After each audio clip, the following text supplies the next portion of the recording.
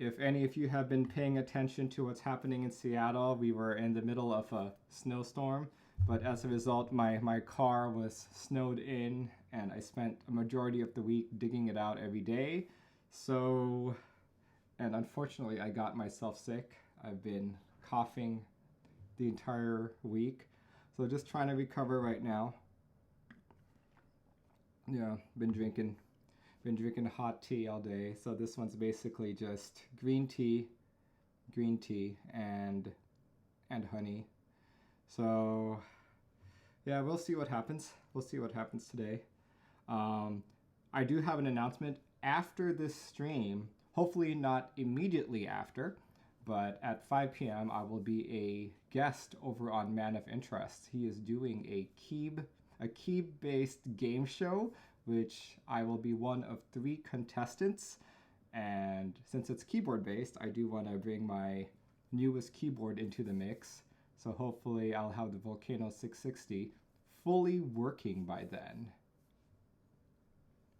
You didn't realize you could actually catch a cold from the cold? Maybe because I got really, really sick by how wet I got, because I did not have the proper foot attire until probably the 3rd time I started digging out the car. But yeah. Nebulin says key quiz 5 p.m. PST. Yeah, for sure.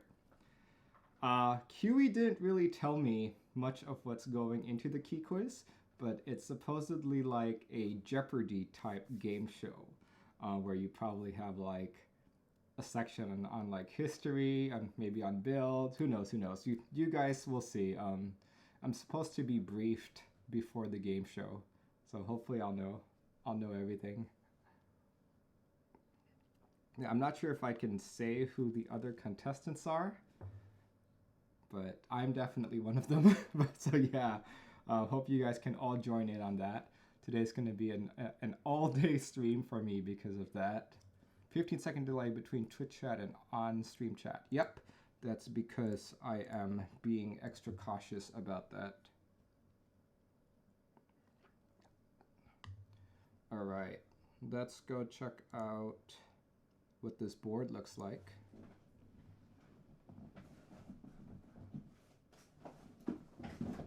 All right, Volcano 660. You might have noticed that I have a clue board over here too. That's because the Volcano 660 uses a clue board PCB, and it's like the same layout. There we go. Actually, before I unbox this, I should probably talk a little bit about this board, about some of its history, before we continue. There we go. Here we go. All right. So the group buy for this board started all the way in March of 2019, designed by TYL, TYL Labs. If you've heard that name before, they've built quite a few other things, such as switch openers. And he's also one of the proxies for GMK Merlin. He started off building this board by himself. He was designing the case, and he started designing the PCB. As I kept looking at it, I was like, that looks awfully like a clue board. Have you considered talking with Scully and seeing if you could save yourself the time and effort and just have him refabricate one of his PCBs? So they started talking, and eventually it became, yeah, he ended up using Clueboard's PCB, which is good, because number one, it meant that the PCB would have an ARM chip, and number two, it would have an ESD chip as well. So best of both worlds, neither features were going to go into the original Volcano, so I'm pretty happy about that. So yeah, this board came in 3 variants. One is the aluminum variant, which is what I'll be building today. Second, it will be the polycarb, and there was also a brass version. The polycarb and the brass versions were all like, I think there was a limit of 30 each, I'm not sure. I would have to look at the group by form. It has various colors available. You have Volcano Gray, which is what I have, Quantum Blue, Electronic White, Carbon Black, Rose Gold, Wine Red, Forest Green. And it's funny how like people always add like, people try to be unique in their colors. Like, it's not just gray, it's Volcano Gray. It's not just white, it's Electronic White. Oh my gosh. Yeah. So this is made with 6063 aluminum for the case body and brass for plate and weight. It has an original gasket mount design. Its typing angle is 5 degrees, and the net weight of each keyboard is approximately 2.1 kilograms. Let's see, to read more about the gasket mount, let's see, what does he have here? Ooh. Gasket mounting is a type of plate mounting. Yep, we know that already. This diagram shows good illustration. This looks like it's from someone's, oh, probably from Brian Lee. Brian Lee Reviews. Cool. Okay. Oh yeah, so he's just explaining what gasket mount is. There it is. That's how it's supposed to look like. Okay, so it looks like the gasket goes between the plate and the top case, and between the plate and the bottom case. Here we go. It's a better explanation. Rubber, plate, rubber, PCB. Okay, there we go. You know, I feel like every vendor should provide documents like this. This is very useful information. Because now I have an idea of how to put this board together. Look, he's even got like a philosophy section here. That's pretty cool. Cool. Once again, happy typing. And happy typing we will. Let's see, anything else about this board? Oh yeah, so this board was delayed twice, I believe. The first time was because we found some issues with the PCB. That's why you might have already seen a few people with volcanoes out in the open. The issue with the PCB was that it only supported one layout instead of the advertised 4. Here, let's see, is there a layout option? Do they show layouts anywhere? I'm not seeing the layout options here. Weight design. Oh, layouts, here we go. Yeah, so you've got the typical 6.25U option. This is the one that's most similar to, okay, so this very top one, that's the one that's most similar to the FC660M. The second one over here, let's bring that up. Like the second bottom row is the one that's most common on the actual clue board. The third bottom row, I have never seen that on any board. That is so weird.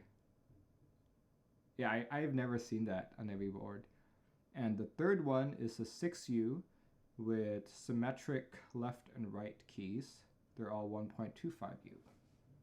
I actually thought long and hard about doing this like bottom row.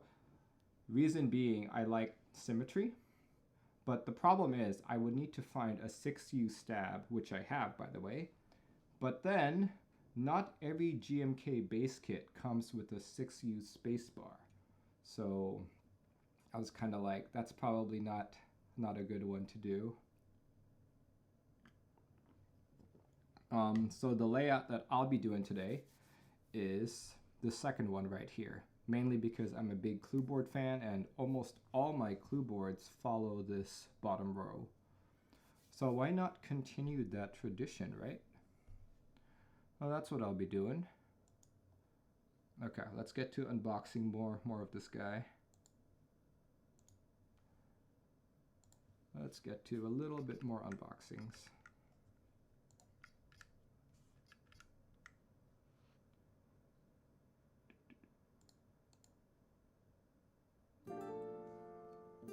Anything more than 2U is too much for a space bar. Alright, okay. Oh, that's the gaskets that we'll be needing, I assume.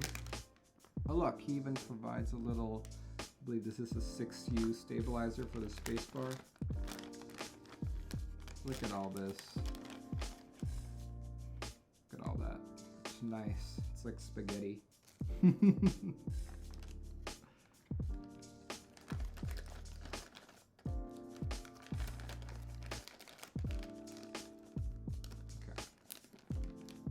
Yeah, so I unboxed this on my last stream, but I will unbox it again because you kind of have to if you want to do a build, right? Alright, this is the clueboard PCB. The most notable thing I've seen on it is it's got a picture of a volcano on it. But in terms of the PCB that went into this board, it looks very, very similar.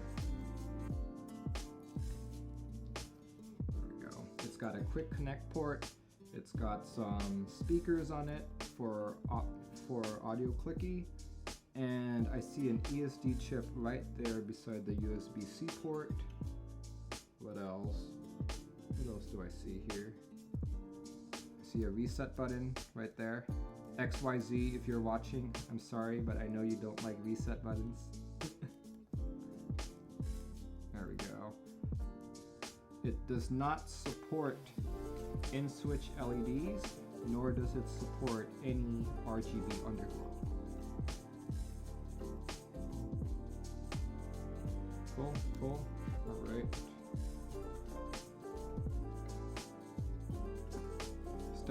Stash builds boards. Thanks for joining in. Yeah. Here we go. Here is the brass plate.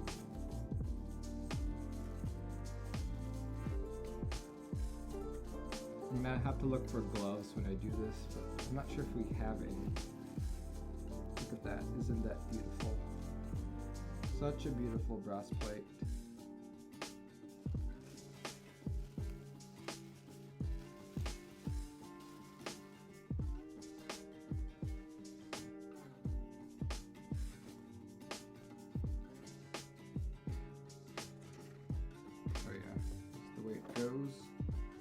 This is the top half. The top half.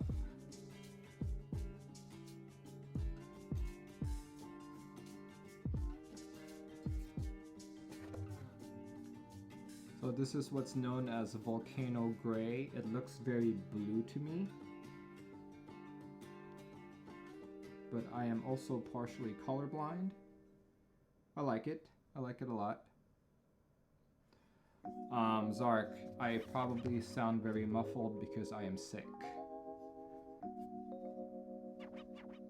I have been sick for a majority of the week, but I can raise the volume so that I don't have to speak any louder than I need to.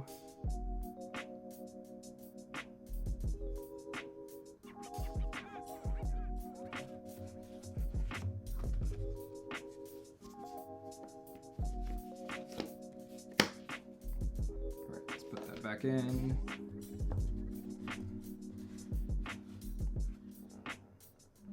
Yeah, so on my last stream I tried to show off the weight, but it didn't really show because it was way too shiny. Let's take a look at what the weight's supposed to look like. There we go. So that's what the weight is supposed to look like. Let's make it bigger for everyone to see. It's got a volcano on it. And this logo on the very left side, this is like, it should be Lewis's name.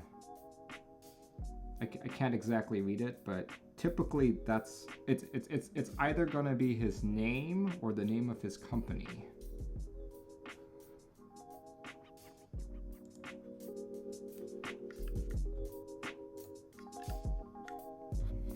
All right. Let's see if we can get to the actual weight now. This case is very well put together, but it's not conducive for like actually storing your keyboard afterwards. Hello. Come on. There it is.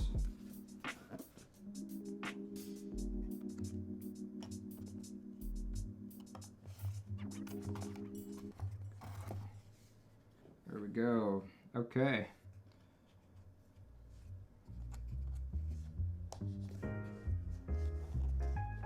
There it is. It comes out. Look at that. Nice and pretty. Nice and pretty. I did notice though that it's not perfect. There are some vertical, or there are some horizontal marks across the bottom of the PCB, I mean of the case. This is quite similar to what I noticed on my Kira 60, if you guys remember that board. Thankfully it's on the bottom, so it's not that noticeable, but still it sucks. Yeah, because I just picked it up.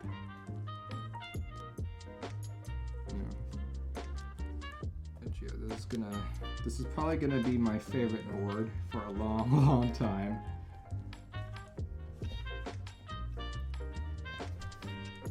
All right, okay, let's get to building this.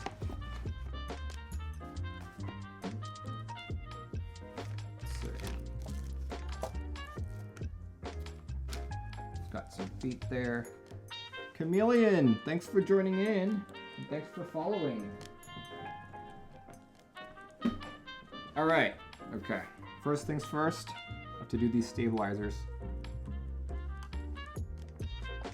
So when is Merlin going to pick up a split? I did a split board back when I was in Mr. Petrov's house. Let's see, where'd I put those? Where'd I put those switches? Here we go. These are the switches I will be using for today. These are 205 G0 blue Gatorong black inks. I've had them for a while. These are from the first round, so they did not exhibit any of the leaves falling out issue.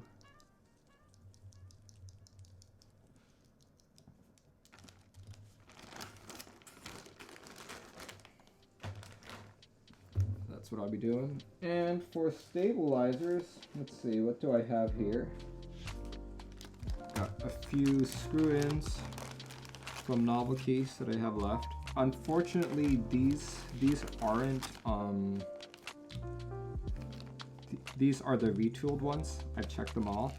Well, the 2U ones are retooled, but the actual spacebar ones are not. So I might actually borrow some of these for the 2Us.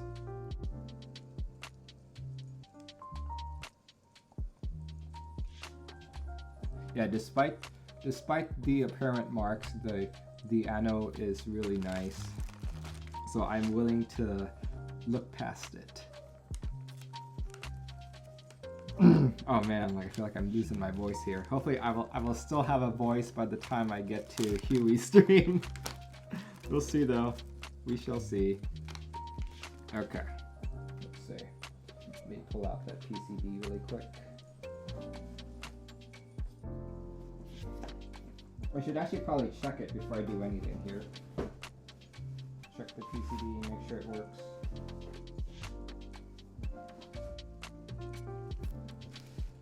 Let's start there.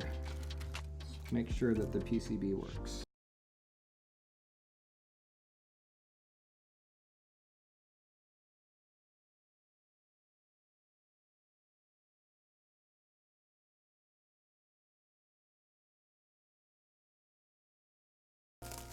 There we go.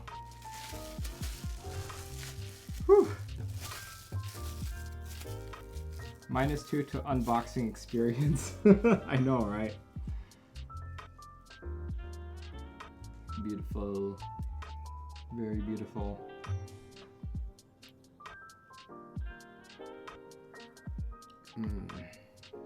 All right. I feel like only Scully's PCBs actually have a QMK logo on them. You guys can see that. QMK logo. Powered by QMK. It's Logo, thanks for joining in.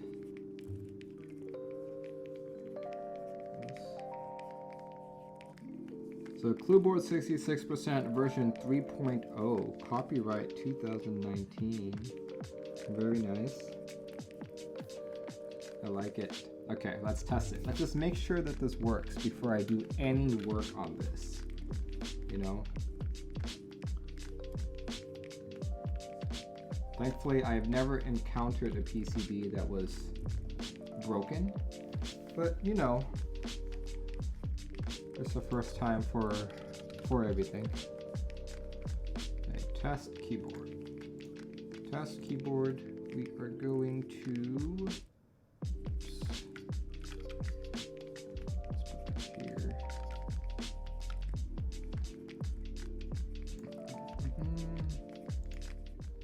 There we go. Let's find something to short this with. Just use tweezers today.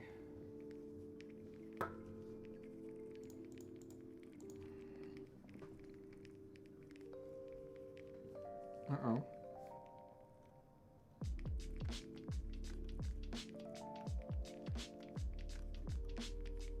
The board's not responding. That's not good. Here. Let's see if I got something else. Something else to short it with.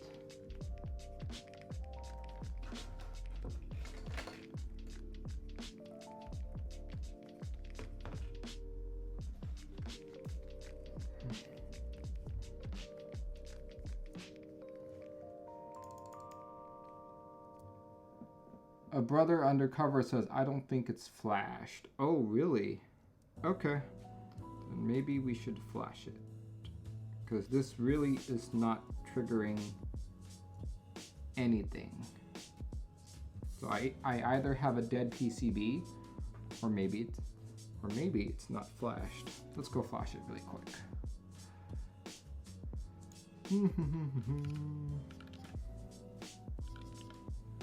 Let's see.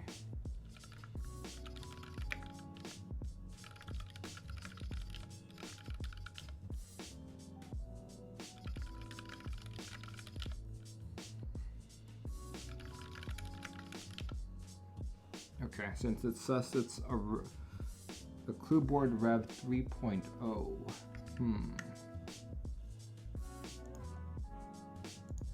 What's the path to that? Clueboard 66 Rev 3. Functional says mine wasn't flashed. Okay, there we go.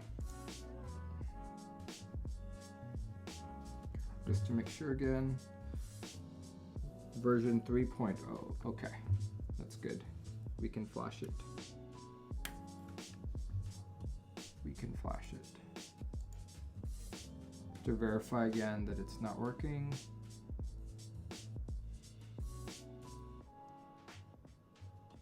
Yep, still not working. Geigster says, I've tried the new tangerines, they're amazing. Yeah, I'm using tangerines here right now, actually. Okay, let's flash this. Let me flash this board. It's the path. Clueboard /66/Rev3.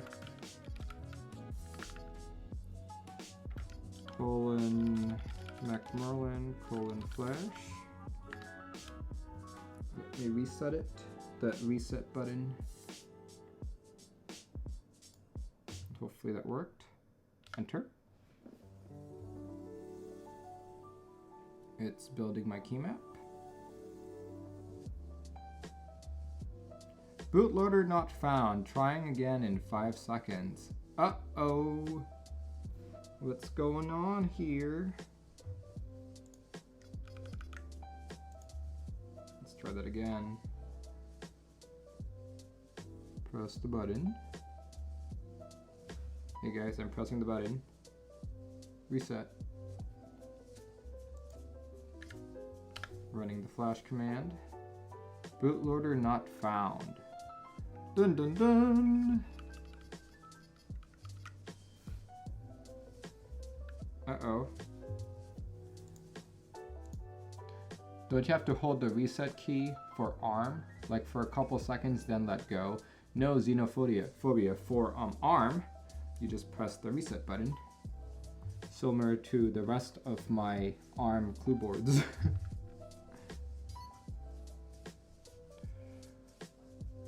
Okay, let me read the group by. Maybe there are additional steps that I may not be aware of.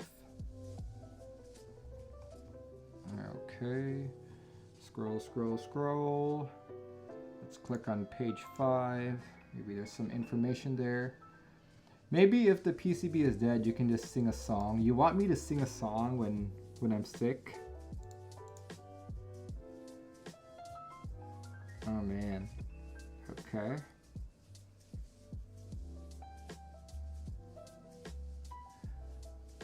If the ARM chip is partially bricked, then yeah, you need to hold the reset when plugging it in.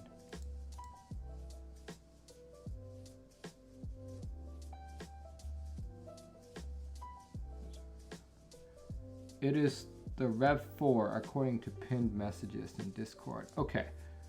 Well, that's fine. That's fine because the problem isn't with the flashing, it's with the, well, the problem isn't with the key map that I'm flashing. The problem is with the bootloader. Okay. So all I have to do is hold down the button for a few seconds and maybe it'll work.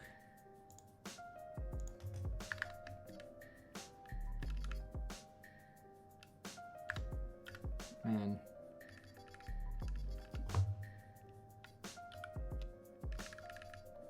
Okay, I'm readying up my flash command. Hold it for a few seconds. 1, 1000, 2, 1000, 3, 1004, 1005, 1006, 1007, 1008, 1009, 1010, 1000. Should that be enough? Let's try. Enter. Oh.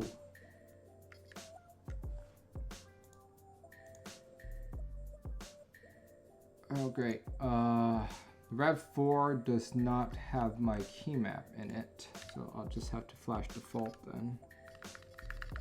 Default!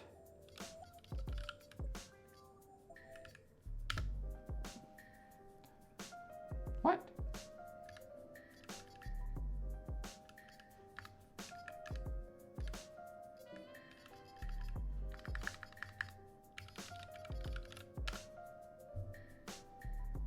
Okay, it's flashing. Well, it's not flashing, it's compiling right now. Oh, there we go. Now it is flashing.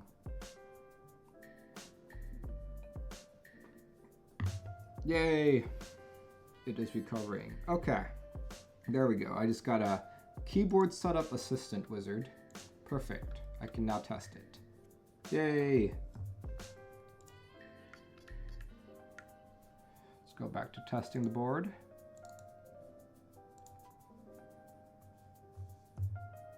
Goes. Yay! It's alive! Whew! This would suck hardcore if I had a broken PCB. Because I've been waiting for this board for a long, long while. I would have been very, very sad today if the PCB was broken.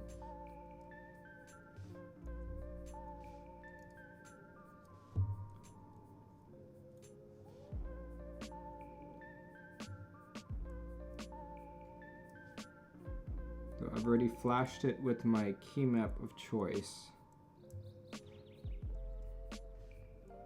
So I know what each of these keys should be.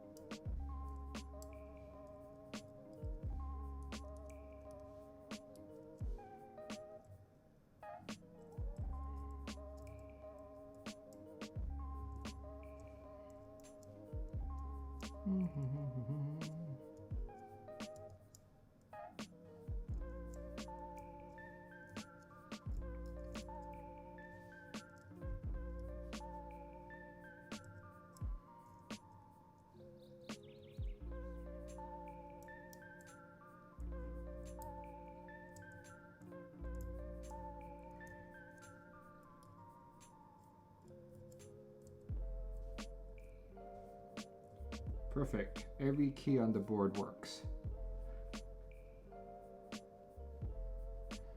Logo for Poop says, is this a personal board? Yes, it is. This is my board. Okay. Every key on the board works. That's great. Clue board 66 Rev 3 is 32U4. Rev 3 and Rev 4. Okay. Okay, yeah, I guess I made a mistake here. The PCB says version 3.0, but in QMK it's labeled Rev. So I made the mistake of assuming that Rev 3 was also version 3, and apparently it's not. Okay, that's good. We're gonna put stabilizers in now. This is the most exciting part of the build. Putting on stabilizers. Whoop-de-doo. Okay.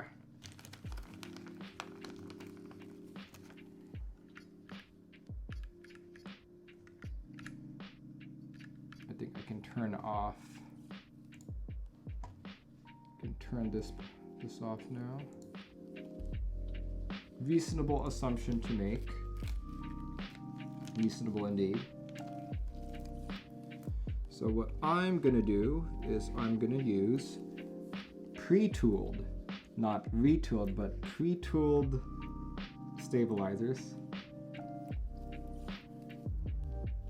for my most pressed keys.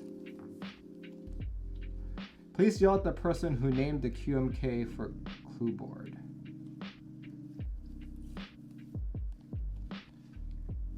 Darashna, what do you mean trying to brick my board?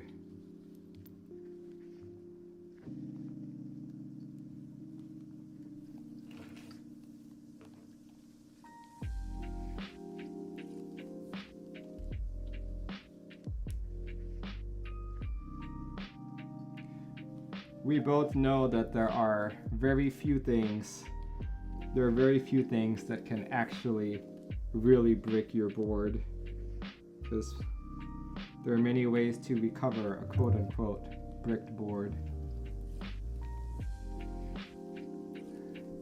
The PCB designer is the QMK. Okay, that's what you meant. I see.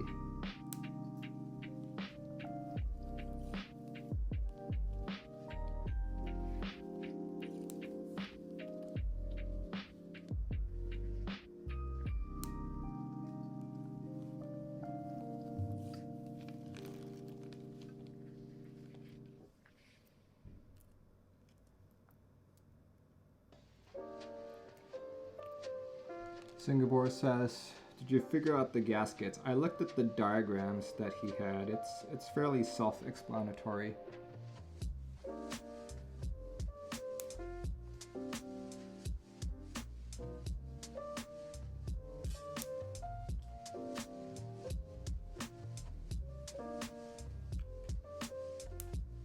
We're doing builds.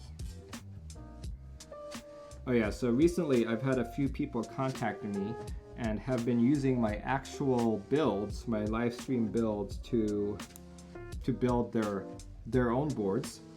And as a result of that, I figure I will be putting timestamps in the video description below once this has been posted into YouTube, so that people don't have to watch the entire 2-3 hour build. They can just click on the timestamps. So this one will be stabilizers, building the stabilizers.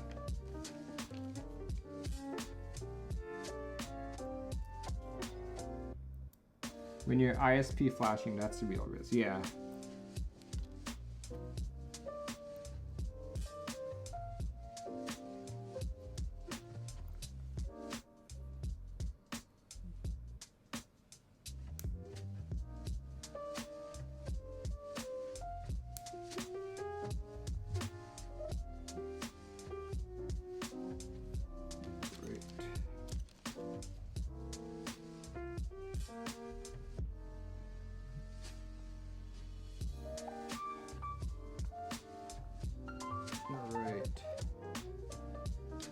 Let's get some dielectric stuff going on.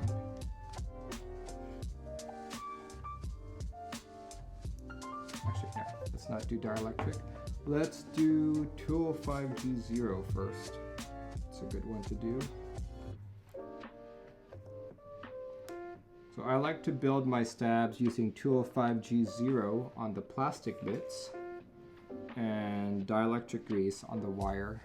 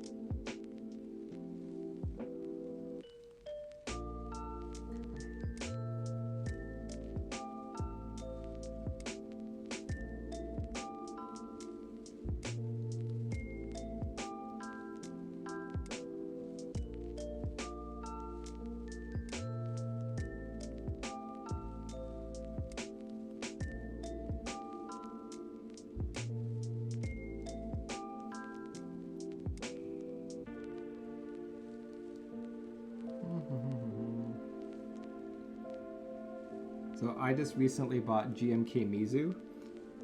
It went on sale 2 days ago, and these are all of the extras.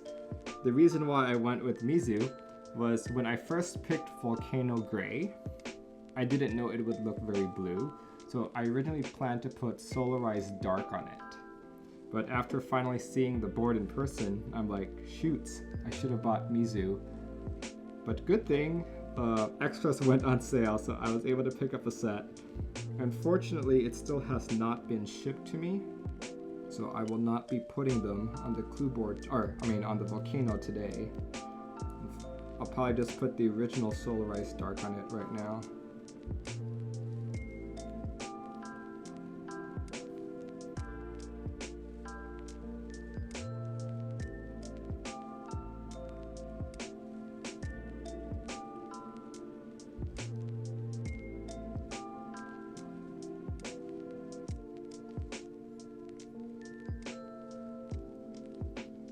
You guys like Shoko more. I also like Shoko more, but you know, you gotta get what you gotta get. When Shoko round 2 comes out, I will probably buy it.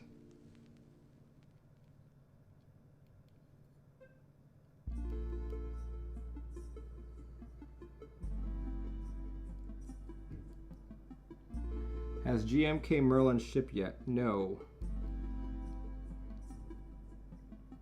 Hasn't even shipped to Kono yet. GMK is very much delayed.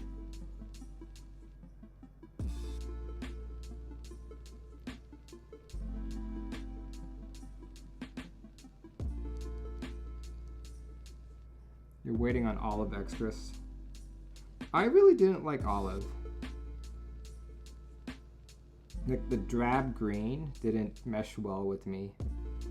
Like it looked okay, like it wasn't horrible, but it wasn't something I really wanted. Olivia is overrated.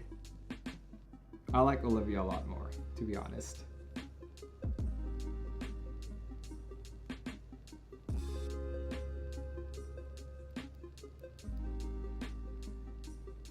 SA Laser is starting to ship.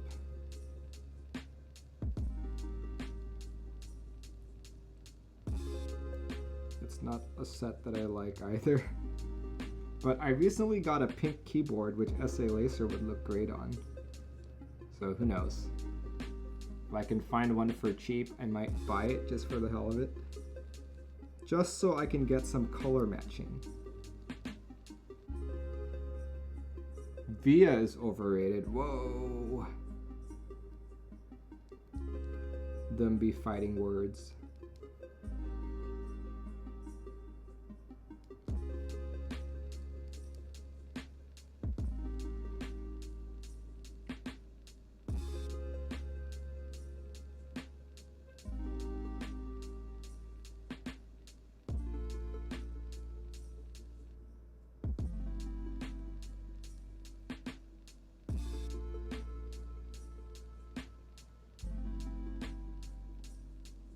Isn't into cyberpunk. Yeah, I'm not.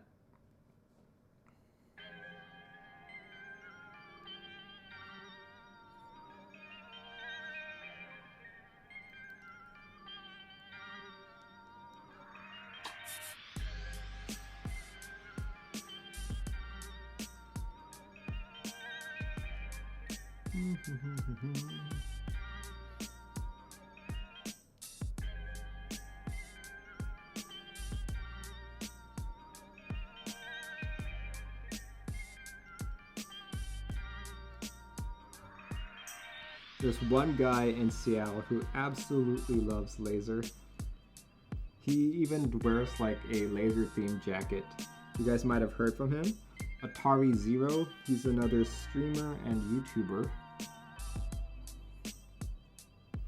He's also collaborated with Drop to make a few artisans.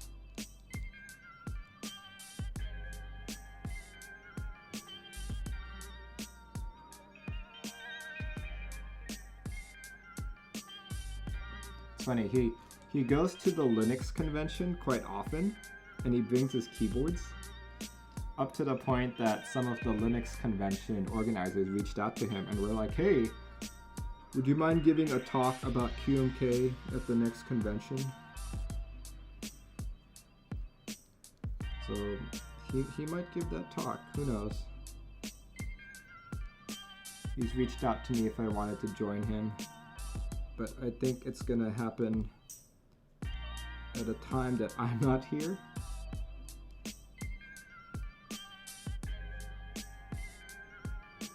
Who knows, maybe Scully can go.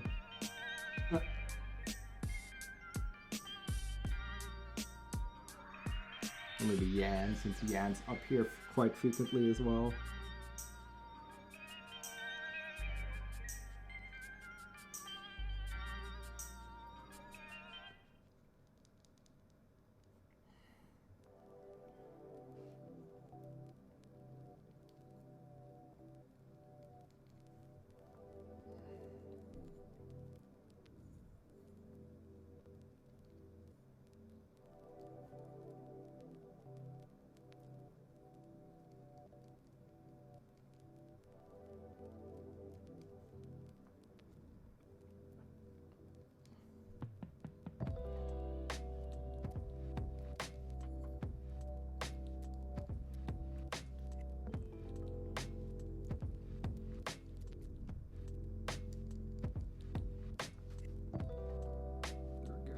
Okay, we're good.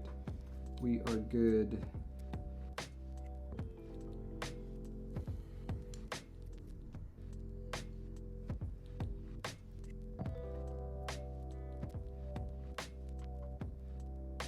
Whoa, whoa, whoa. That was not a clipped one.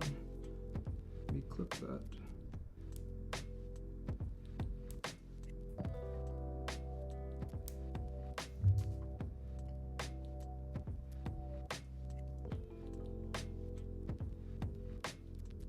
Cozy wants dots.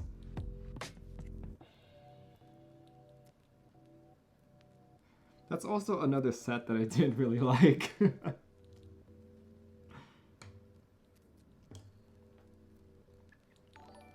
You've loved Olive Blip set. I liked Milkshake, but when I actually got it, I felt that the manufacturing on it wasn't that great. I sold it within a week. And by the time the new profile came around, I was like, I like it, but I don't want my legends to look like crap. So I didn't buy it.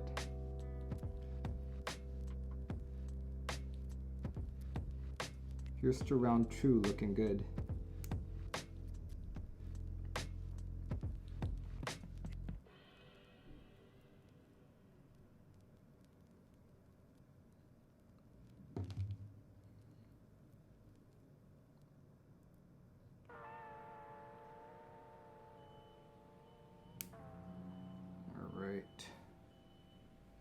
You should have just given it.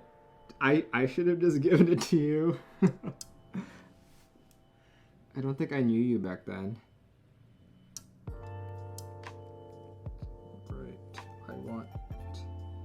Oh man, this is such a Swiss cheese PCB. Look at that.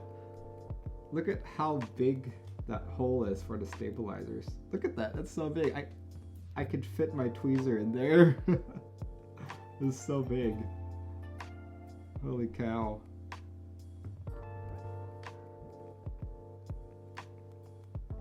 Volcano and Tfue build. Is that how you pronounce this name?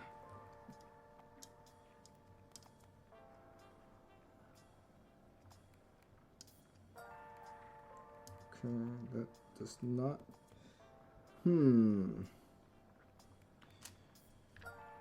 Does Scully label his PCBs to tell you where 6.25U goes? No, he does not. Okay. You hate stab holes like this. Me too. Process of elimination.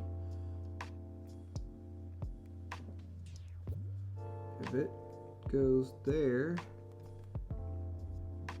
it could go in here. But it can also go elsewhere.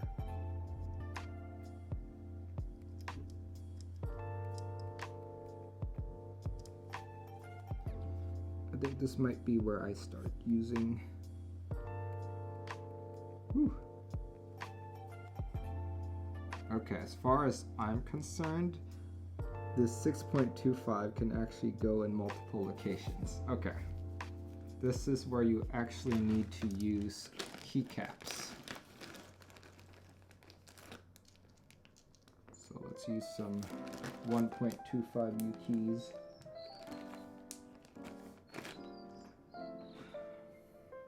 And I can figure it out that way. Let me borrow some keys from a board. Cozy, I'm gonna borrow it from this board. So I can figure out where these stabs should go.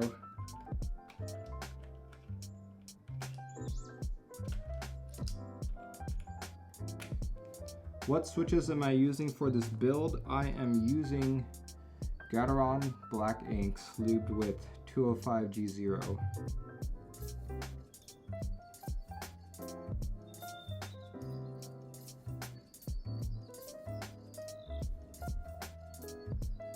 The butter knife is a fun board. Yeah, I'm considering getting one.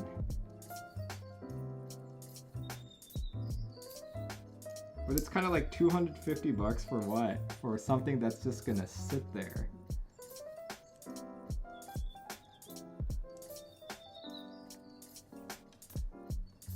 Dane Daddy says, what, another keyboard, dude? Yeah, another keyboard.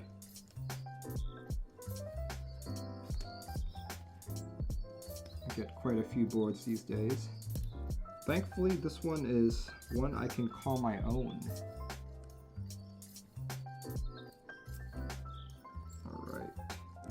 Okay, let's leave that there for now.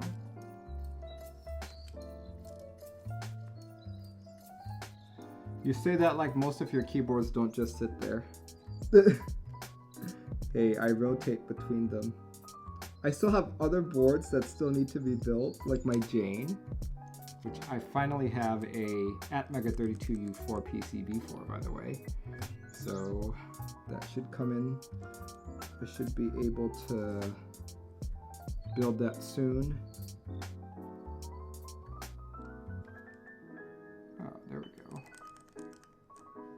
Okay. So now that space bar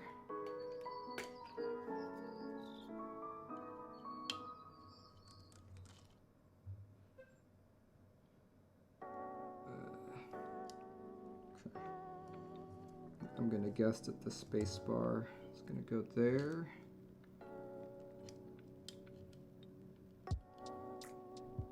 Okay, nope, it's not that one.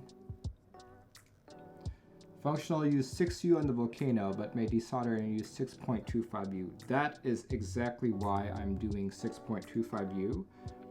I think that the 6U looks so much nicer, but it will only look so much nicer if I can find key sets that support it without me having to purchase, you know, a spacebar kit. Okay, there we go. We've eliminated the first and second holes. So now let's try the third hole.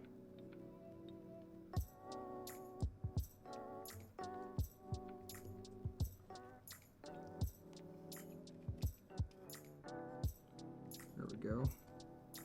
Let's try this one.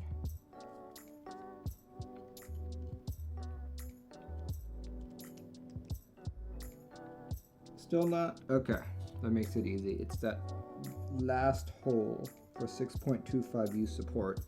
If you're doing three 1.25s to the left of it. Perfect. Okay, that makes life easy. There we go, right there. Just gonna keep these in place while I screw it in.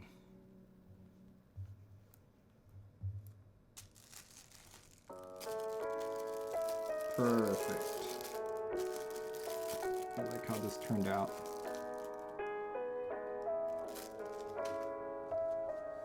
Dane Daddy says, what do you think about those yummy Tiffany Telios? I like them. I have a set currently on my NK65. I've actually never bought them before. Not that I didn't think they were good or anything. I just, you know, there's just so much to buy in this community that you really can't buy everything. And I was more curious about non-Zelio switches than I was about any other switch. Like, I already knew that Zelios were good. I didn't really need to buy another one to further justify that.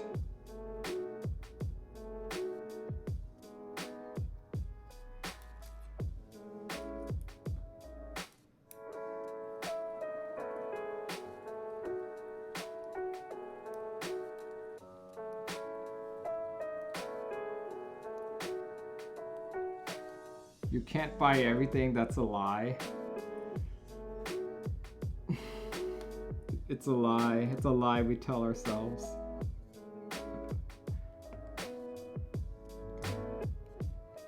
Alright.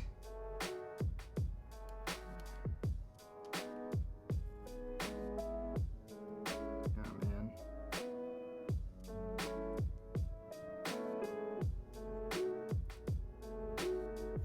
Oh.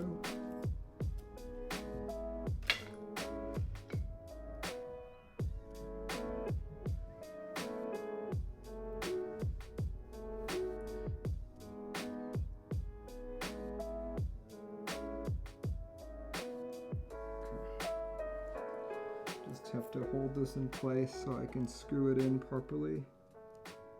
There we go.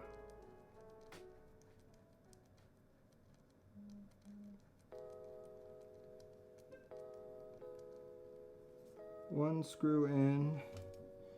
I dropped the other one, so I gotta do another one. Check Discord if I can. You PMing me? Let me check.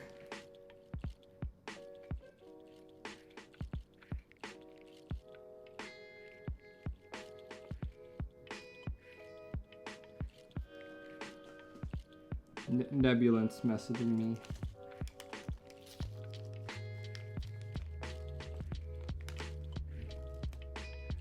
Jackie Rander says, Macmerlin, how would one go about cleaning the factory lube off the mass drop Holy Pandas? Typically you can't remove all of the lube, it's just not possible. Well, it's possible, but any solvent, anything that could do that can also damage the plastic on your switch or your stabilizer. The best way to do it without any damage is just to wipe off all of the stems with a clean cloth, and then on top of that, run it through a ultrasonic cleaner. Then after you're done with that,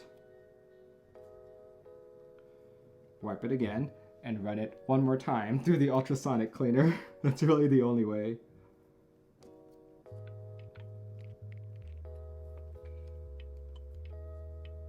Uh-oh. Yeah, the Swiss cheese nature of this PCB is making it hard to put in the screws. Making it not fun at all.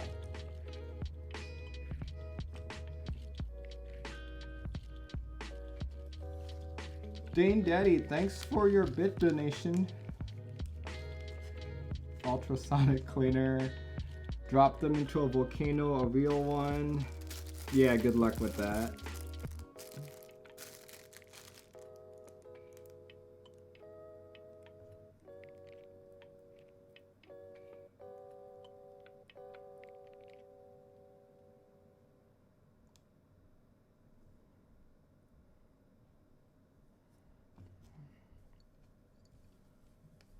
Come on.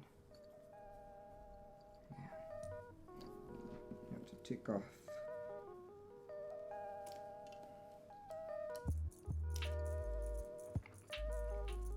Take it off.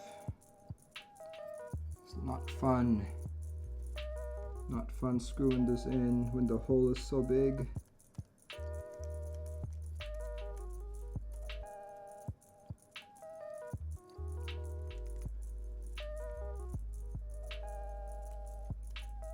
There we go.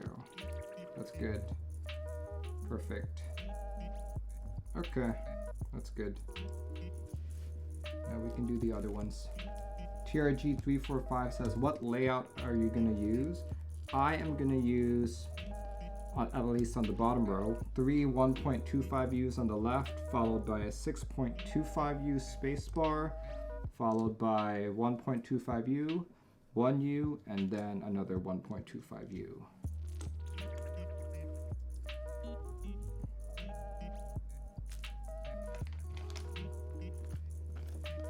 What's the most smooth clicky switch have you tried? That I've tried? I do not use clicky switches, and I do not encourage anyone to ever use them. I'm sorry, but that is the truth. I'm not a fan of any clicky switch.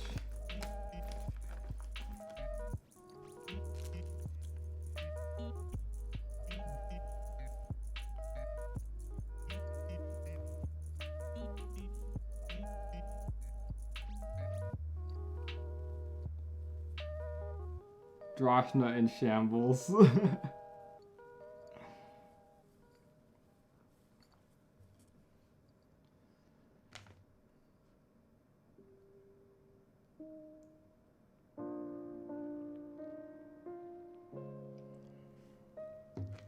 Like, I get why people like them, but I just don't like them at all. Well, if I had to choose one that I liked, it would be a box navy.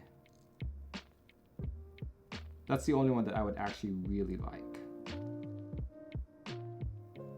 Everything else is just like, meh.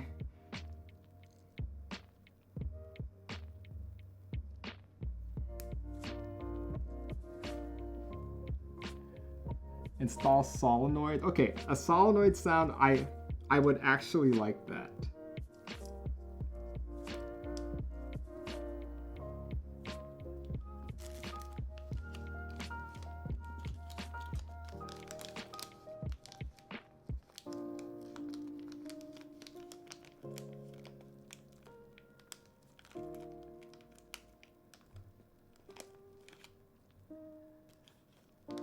You're looking forward to the NK sherbets? Yeah, I saw that on NK's website. I was like, clicky.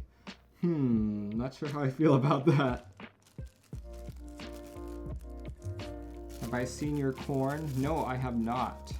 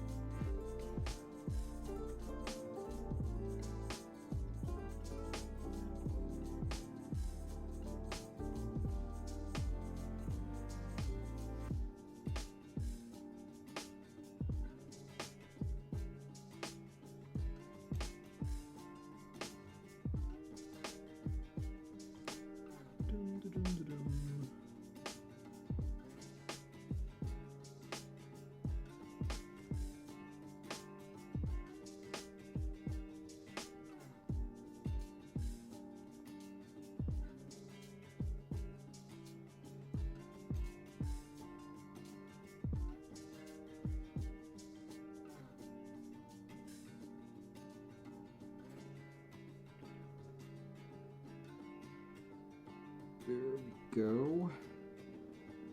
All done. All done with stabs. I can actually focus on putting this board together now.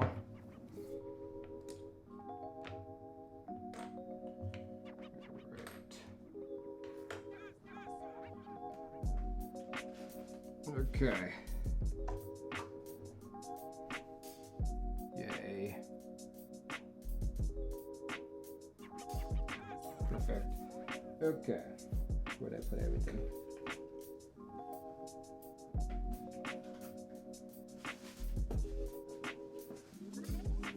Put on the plate. Oh man, I feel like I'm gonna put finger marks on all this. Let me see if I can grab some gloves really quick. We have some in the restroom. Set Halo, thanks for following. Alright guys, I will be right back. So grab some gloves.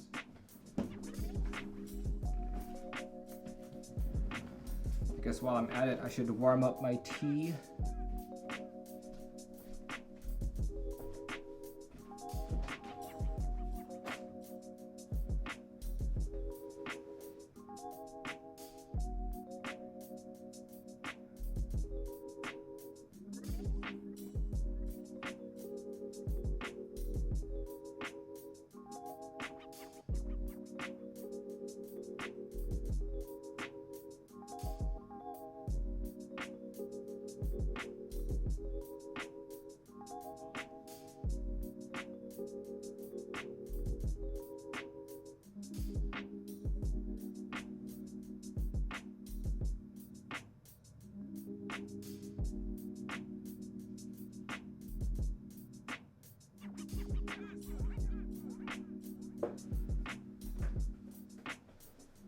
I have returned and I found gloves. I'm boiling water right now, so I'll have to go out a bit later just to grab more tea. But here we go. Gloves.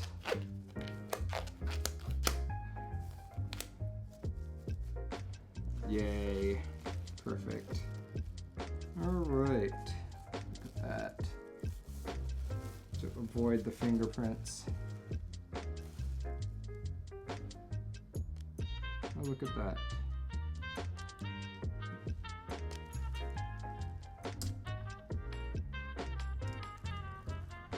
Dun, dun, dun. Okay, let me review really quick this little guide, his gasket mounting guide again. Here, let me show you what I'm looking at. Just to see, how do I build this board? Okay, rubber, plate, rubber, PCB. Okay. How do we do that?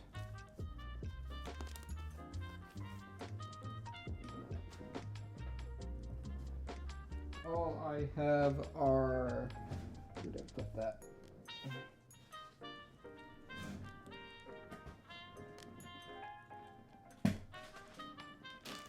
All I have is this one giant gasket right here. You guys can both see what I'm looking at.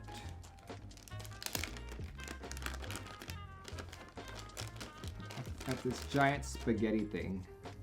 Look at that. What am I supposed to do with it? What am I supposed to do with it?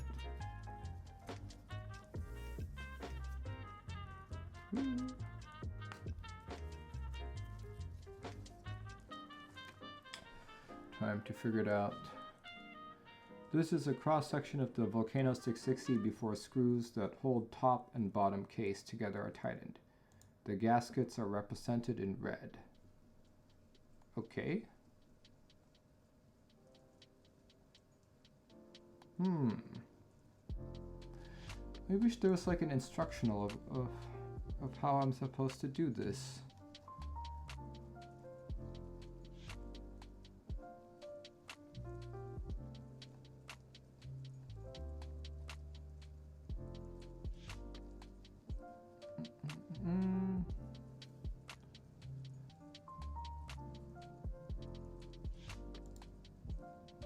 There was nothing that came in the box telling me how to do this. But look, let's see. Gaskets right there. We look at the top case again.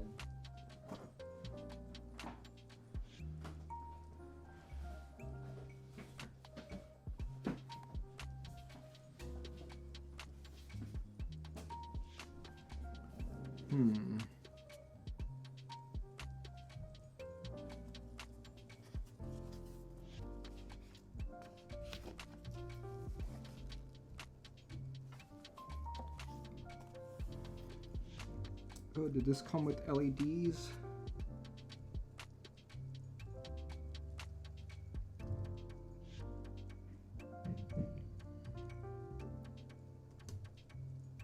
Okay. I have some LEDs, but they did not come with this kit. Let me grab them really quick.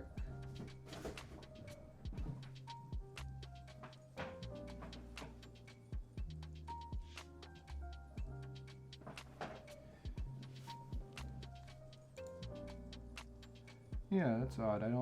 There are no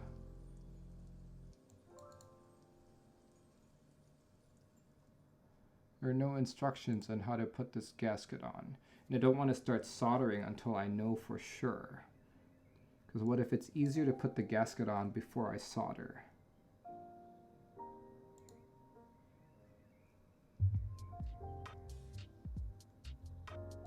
Maybe he has it on his website. Volcano 660 build. Keyboard build.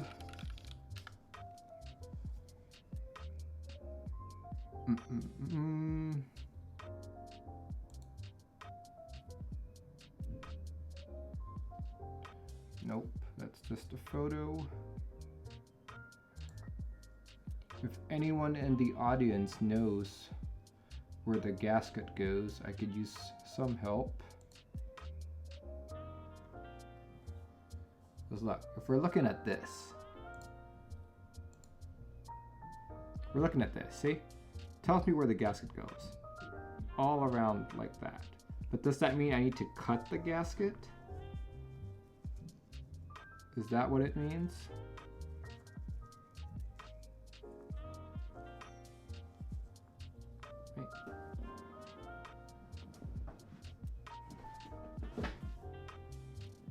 That's what it means, right? It's like, it's not a whole solid piece. I actually need to cut this.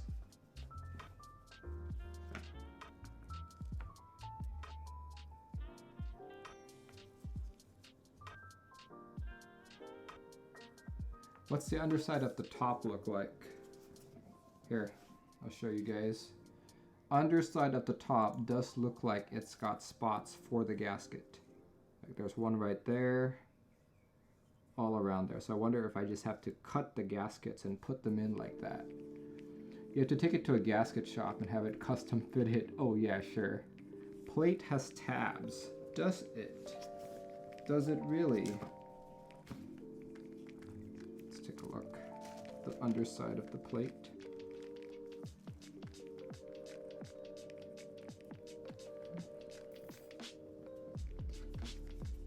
I would say cut to fit. Okay. Okay. Is there anything I need to put on the PCB itself? Looks like I do.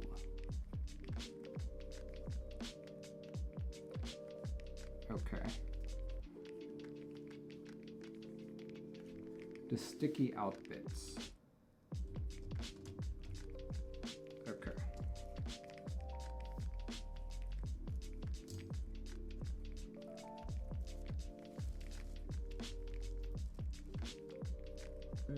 Okay. Bottom case also has, yes, it does. It does.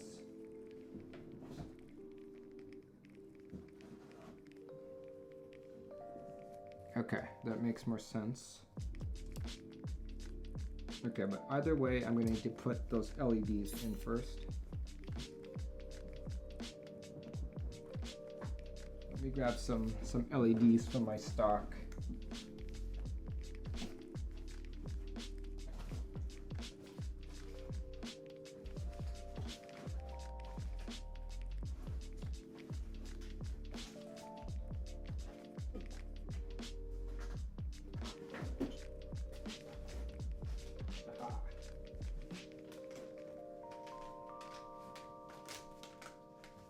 Shoots, I might have incorrect LEDs. I just have the square kinds. Okay, I'll have to look elsewhere.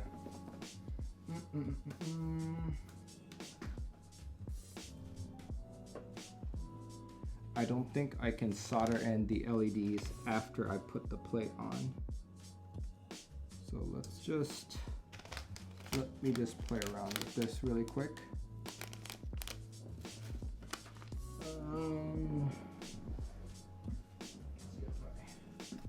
Get my toolkit out.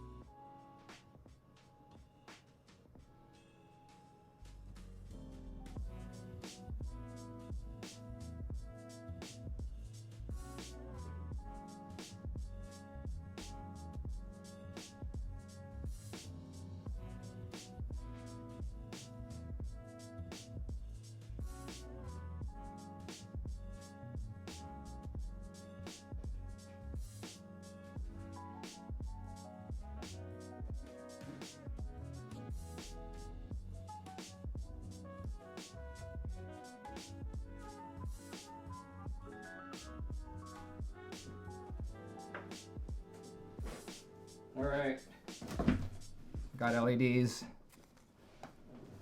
LEDs.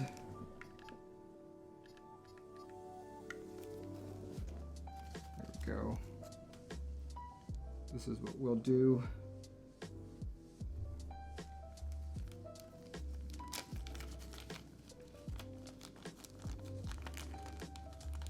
We're gonna put blue LEDs on because blue is my favorite color. If you haven't noticed already. Go. Do that. Okay. We can do this.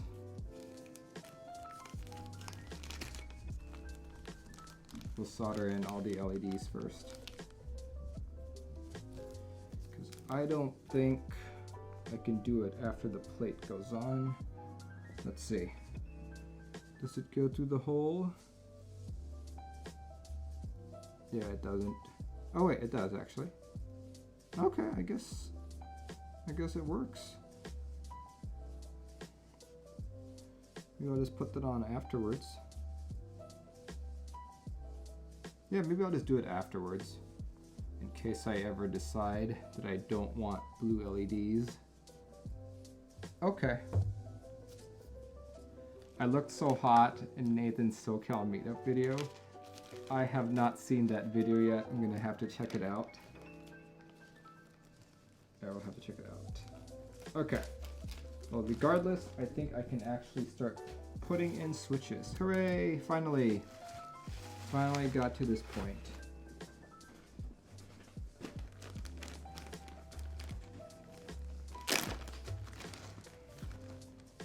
Alright, here goes. Oh, looks like my wife is home. Hi, honey.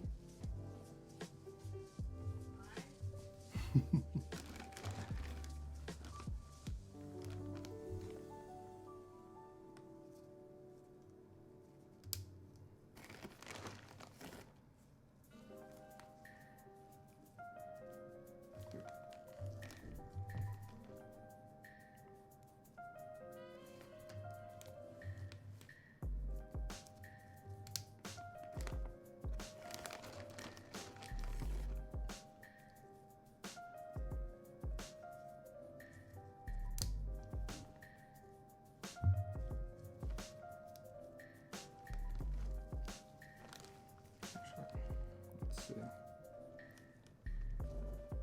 Didn't seem very difficult to put them in.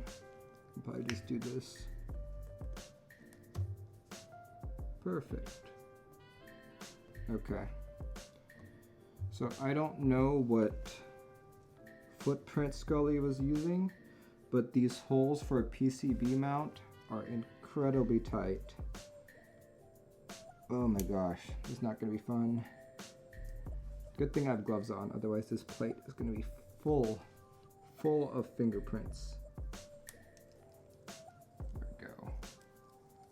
There we go. Okay. Put more switches in.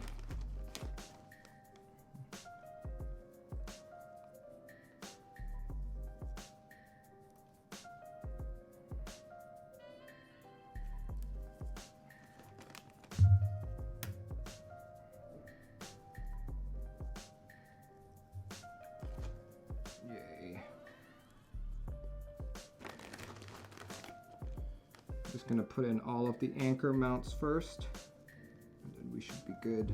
Let's see, what time is it? 3:12. Okay. Shoots. About an hour before I have to get ready for a Huey stream.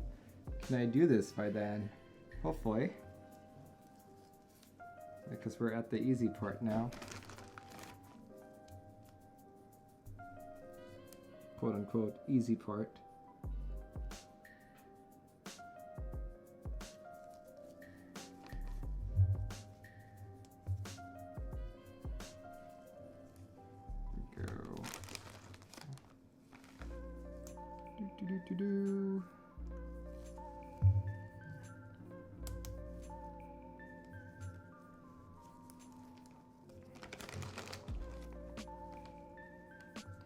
And just to verify, I can still put those LEDs in.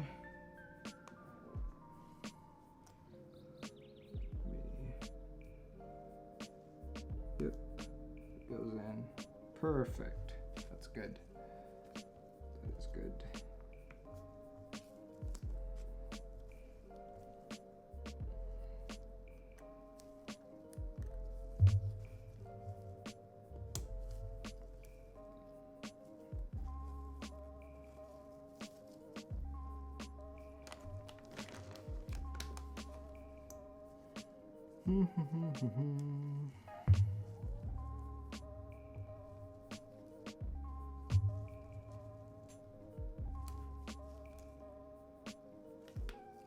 And we go.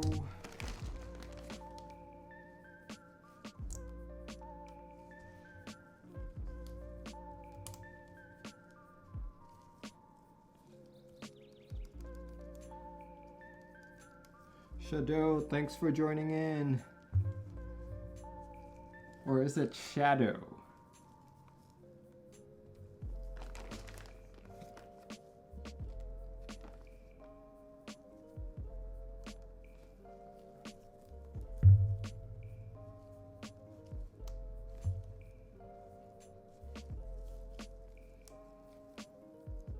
Okay. Looking good.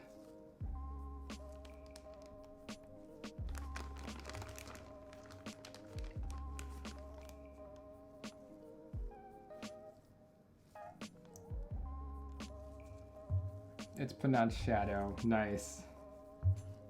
I like your unique spelling.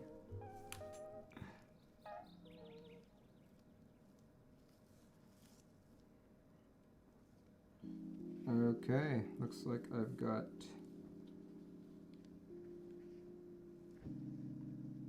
all the switches are in place, or all the switches that I'm putting in for mounting points should be in. I can start soldering now and just add switches as I go along. There we go. All right, perfect. Okay, let's do this. Let's do this.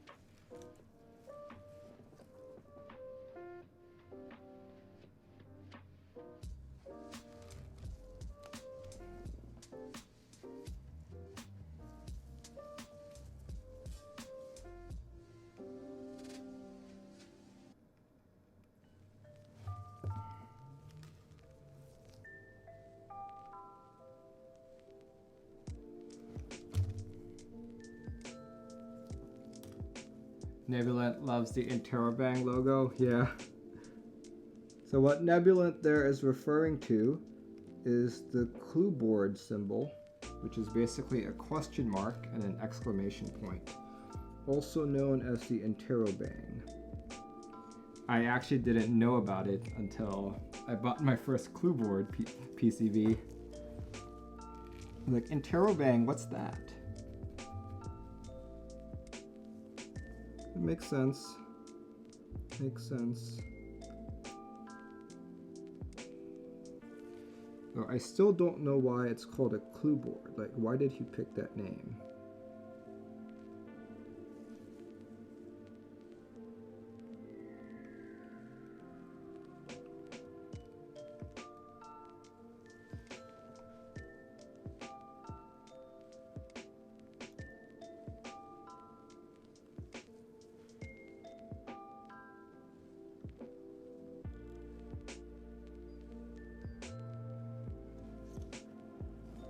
It's not as cool as square.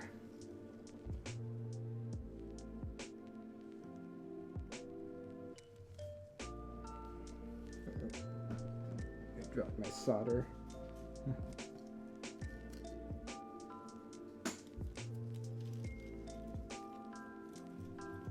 Are there different types of lube, switch, and stabs?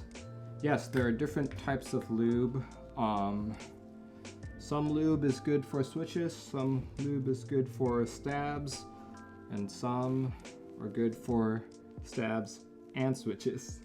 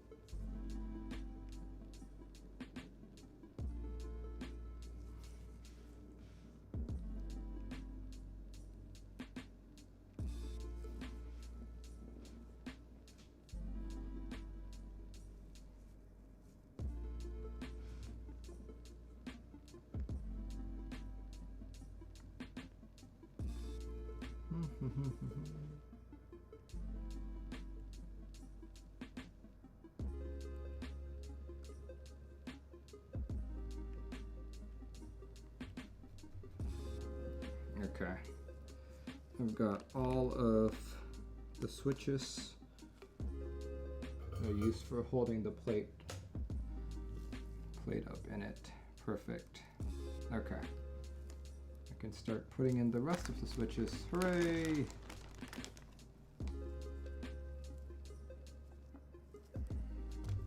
Pull up my sleeves some more. Ugh. Go.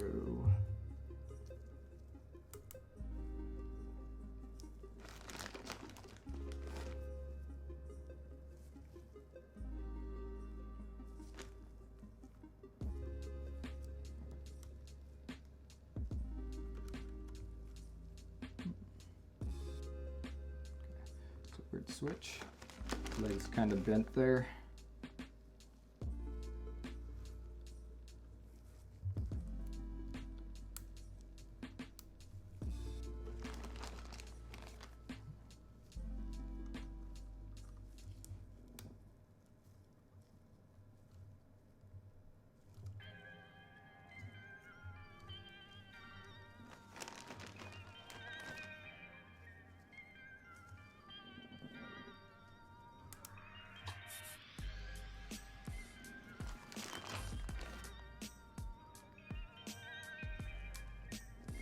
Dum, dum, dum, dum.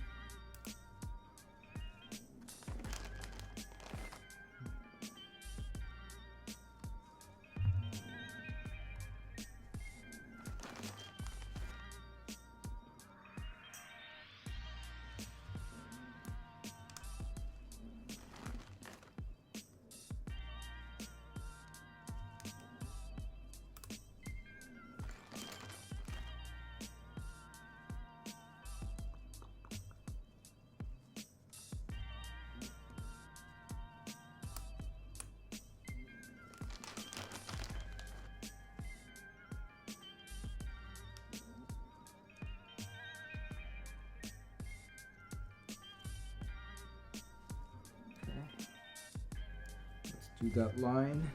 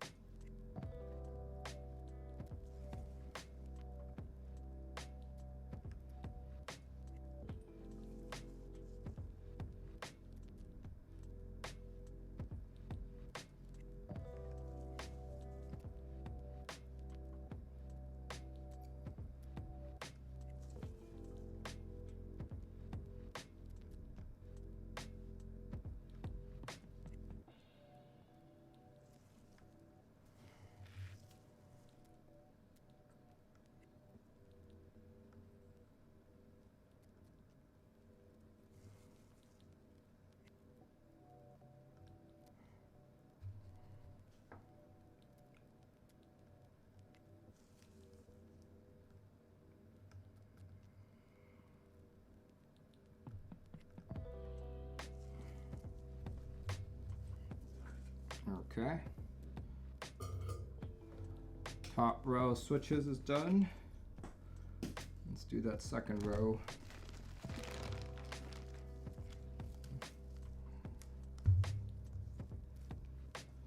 Second row of switches.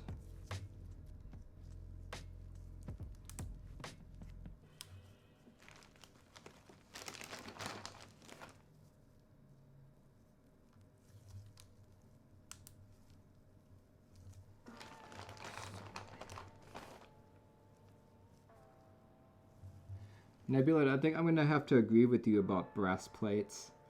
I think it's more trouble than it's worth putting them together. Oh, and look, the switches have already... I'm gonna have to grab a new pair. Hold on.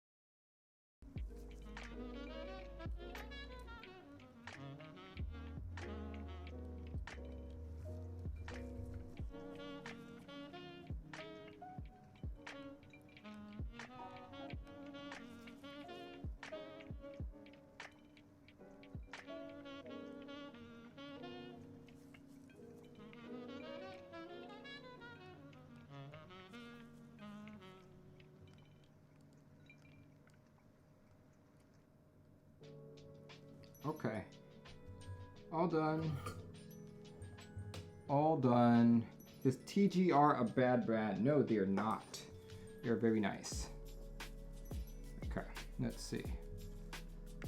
Did I... Let's see. Let's test the board again. Let's test the board again. Make sure that I did not screw anything up during my soldering. Not that that happens very often. Are they better than key cult? I feel TGR was the key cult before key cult came. All right. Reset. Check all this out.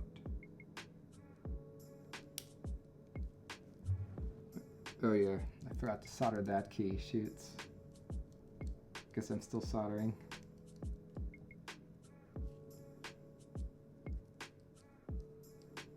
Oh, these switches feel so good.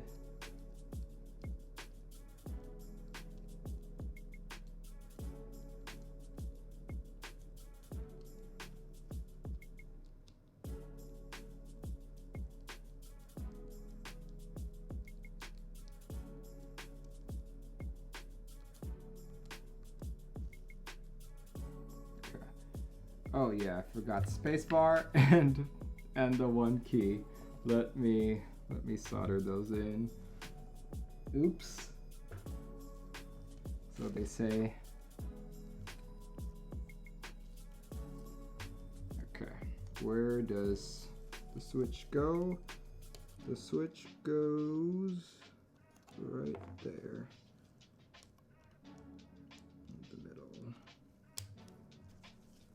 Like so.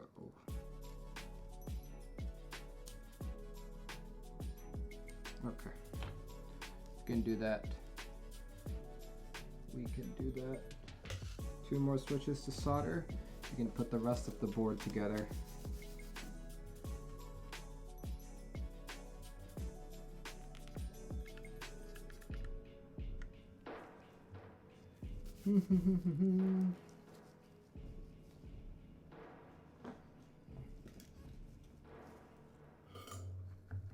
It's funny, I forgot the one key. Don't know how I could have missed that.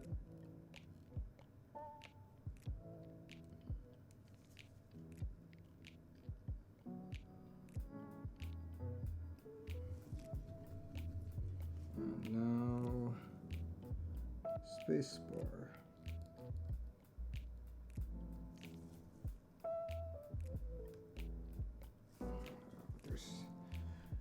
It's one of those keys that have multiple layout options, so I can't solder in from that side. Let's do it like that. There we go.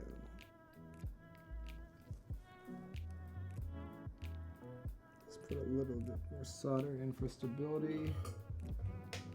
And let's test that board again. Let's test the board again. Reset.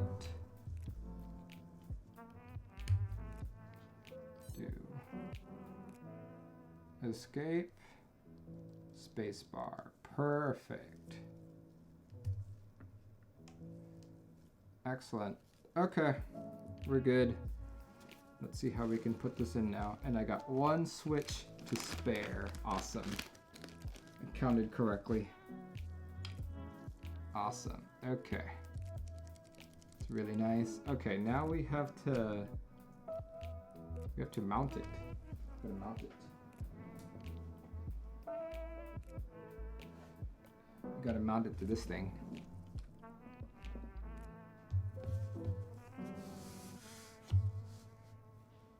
Like so.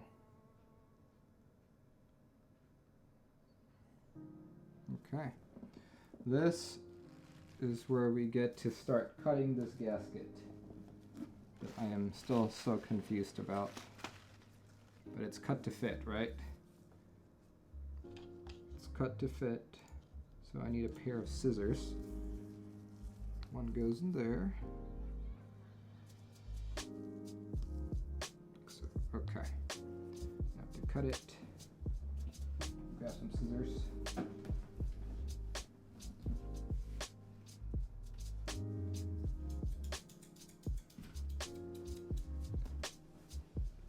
You would start from the bottom when you assemble.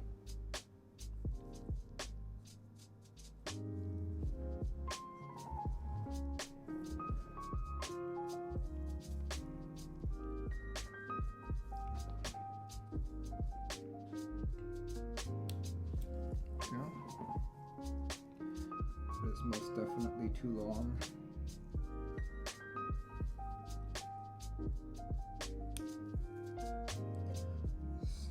There we go.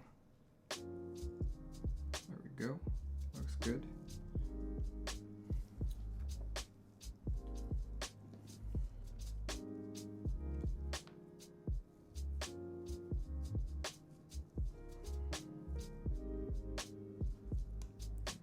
Doesn't take much effort to put the gasket in, so that's good. It's good. It's good for me.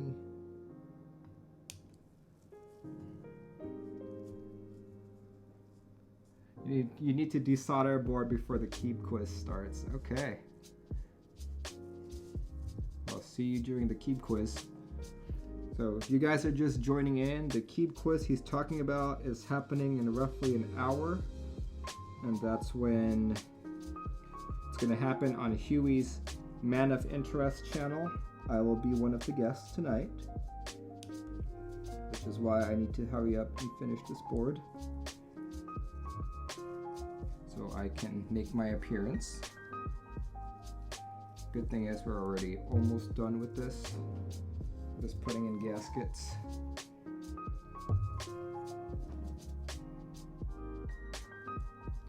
If you don't know what the Keeb quiz is about, don't worry, because I myself don't really know what it's about.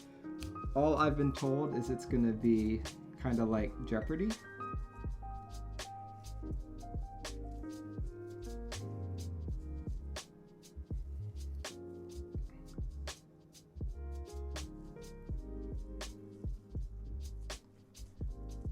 It's funny because Jeopardy seems to be a very American thing.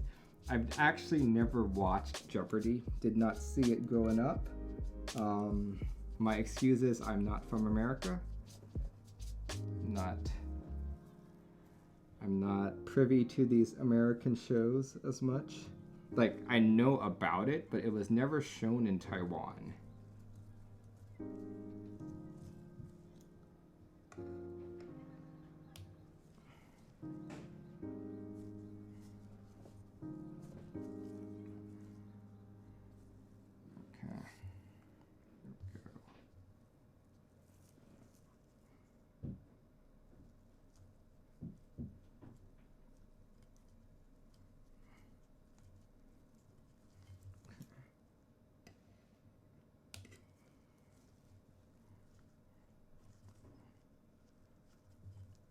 You should watch Jeopardy.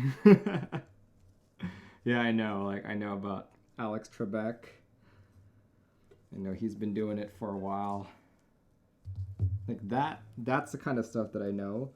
In terms of how it goes, who shows up on it, I'm not very privy to that information.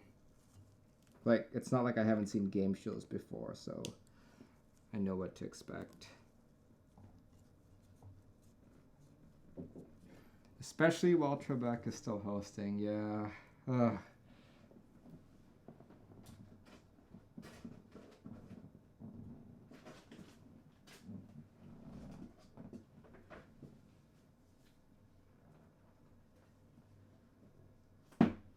All right, there's the bottom. So pretty. So pretty. Jeopardy has weird rules. Well, I'm not sure how Huey will run it, but hopefully he doesn't have weird rules.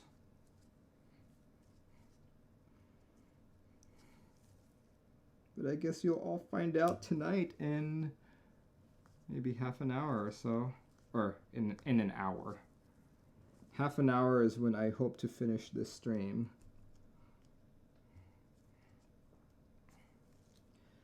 Kind of a few things tripped me up on this build, mainly that stabilizer stuff, because of how Swiss cheese this build was.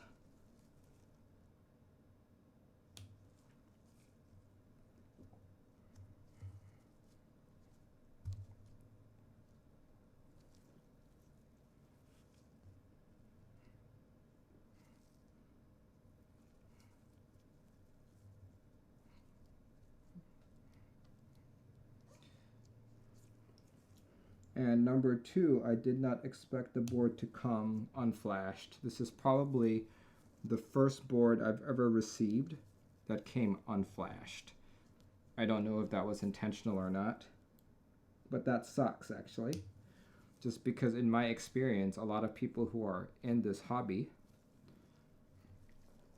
tend to not touch QMK until something goes wrong.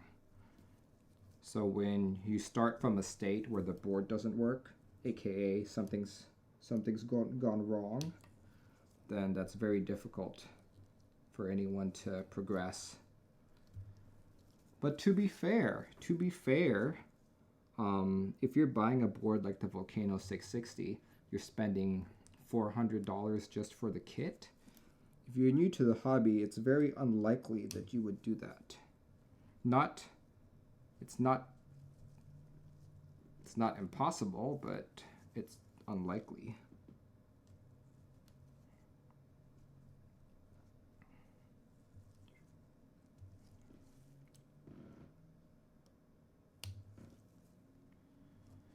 When is there a keyboard quiz? Keyboard quiz is in roughly an hour at Man of Interest channel. I will be progressing there shortly as well, as soon as I finish my build.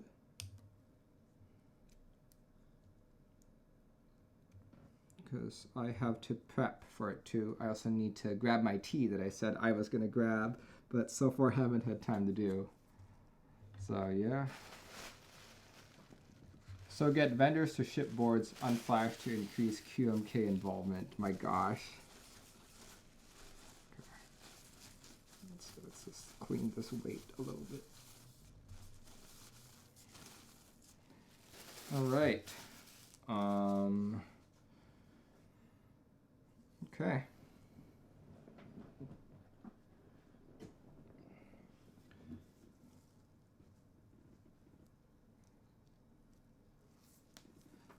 Go in like that. Okay. Here goes. Like this is a lot of gasket material. It makes me wonder are there any other places I could put a gasket on? Not sure. Don't know.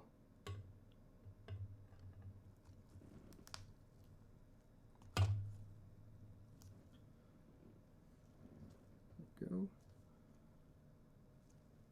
Okay. If you guys haven't guessed by now, this is my first gasket mount board.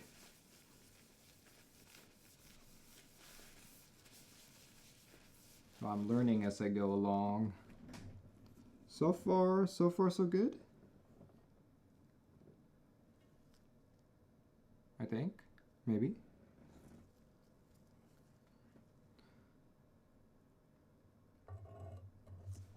We'll see. Okay. There we go. Yeah, I can definitely feel that gasket in it.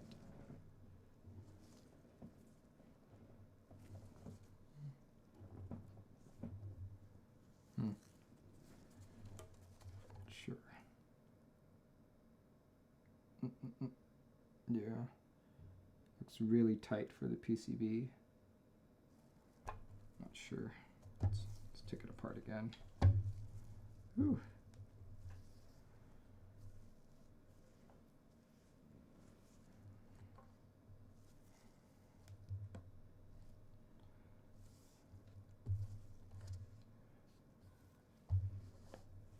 Hold on, my wife is trying to tell me something. Pardon me, guys.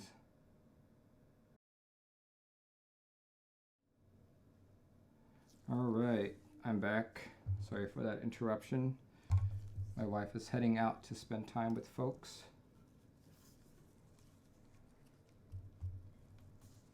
Yeah, here we go. Oh. Really don't know how this goes.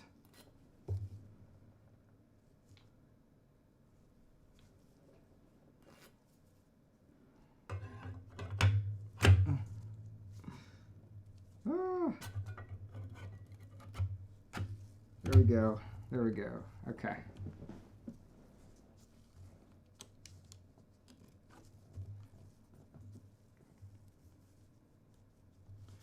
This is a pretty heavy board. You can feel it just trying to move it around. Here we go. Your plate doesn't look like it's on right. You guys don't think so?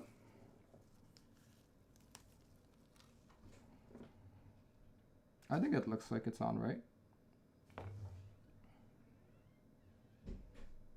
Like, I haven't put on the LEDs. The bottom looked like it was a bit up. Really? Let's take a look at it again.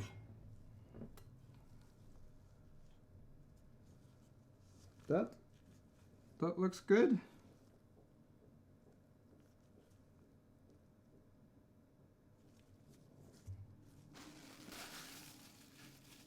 Let's go wipe off some of that. Not that it's visible or anything like that.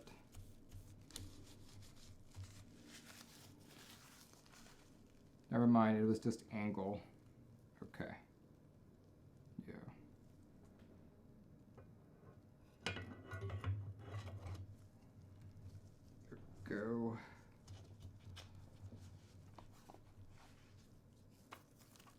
Okay. I'm gonna screw it in now.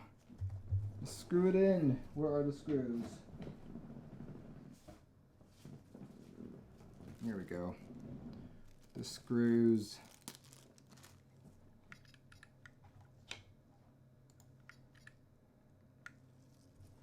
One thing I'm concerned about is how does the USB-C look? Ah, perfect. Looks good. Okay.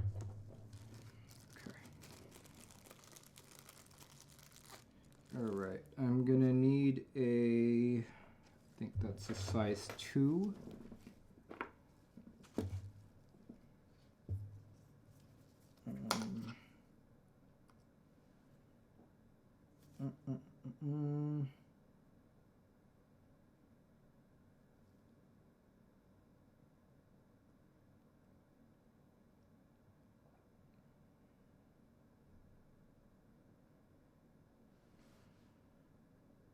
Which one would fit the best?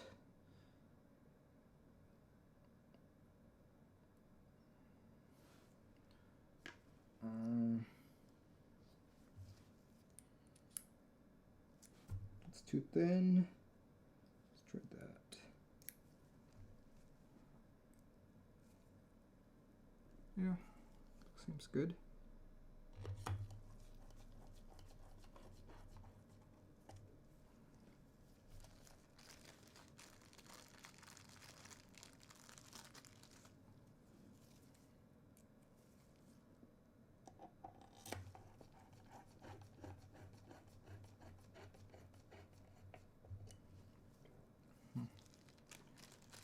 Almost done, folks. Is this the blue volcano? That's what I thought, but it's not. It's the gray volcano.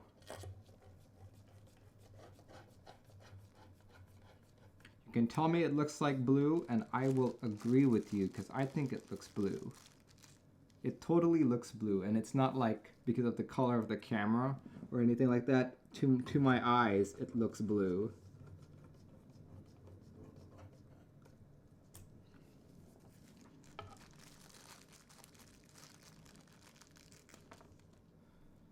But my order says gray, volcano gray.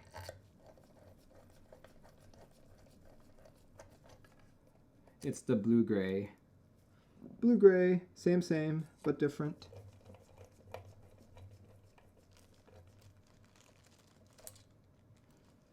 Same as with your Oxalis. It was gray but looks blue. I think it looks really good, to be honest. I did expect it to come a little darker, which is why I wanted to use Solarized Dark on it. But, you know, I actually like this color a lot, so I'm not complaining. Okay, time to tighten up the screws. Oops. According to Salvan, the anode is called titanium gray. Not surprised about that.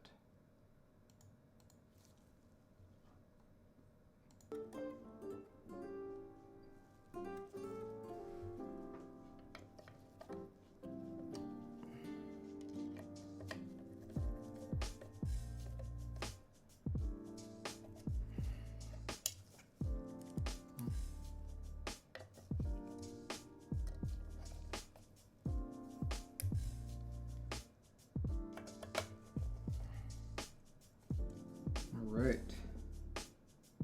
Feels good.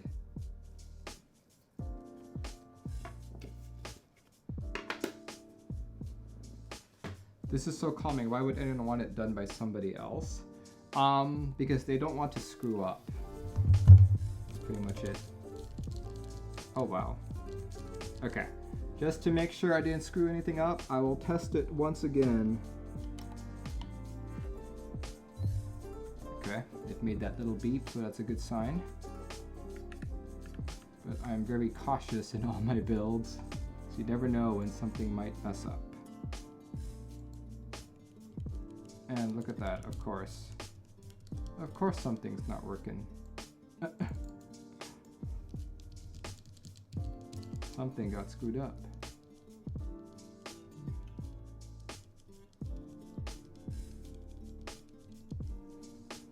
Something got screwed up. Hey, Olivia.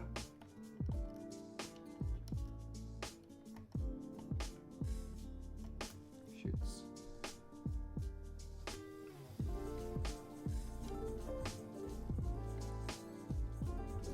I hear it beeping, so the PCB is alive. It's just not doing anything. It's not responding to anything.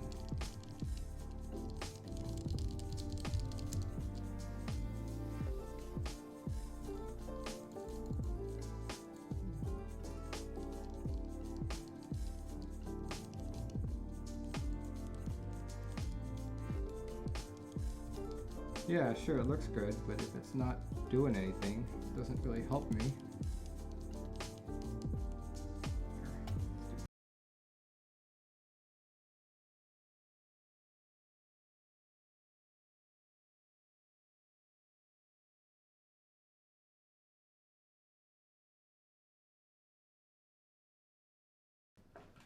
So what's happening with my build right now is that when I take the PCB out and I plug it in and do the QMK configurator tester, everything works just fine, perfect and everything.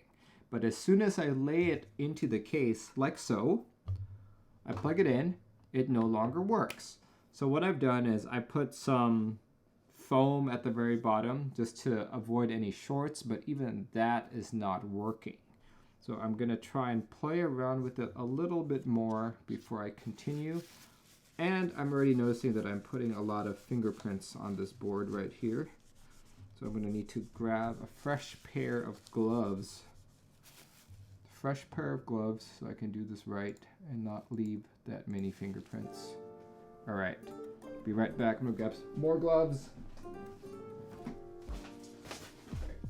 Just gonna bring the whole thing over. See how many viewers right now? 16 viewers. All right. Thanks guys for joining in, watching me finish this build.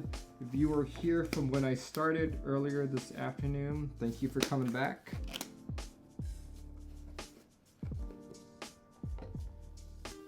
It is very well appreciated. But yeah, I fully intend to finish this board tonight. Camel Leopard, thank you for joining in. We are, what are we doing today? We are testing this board. Let's do...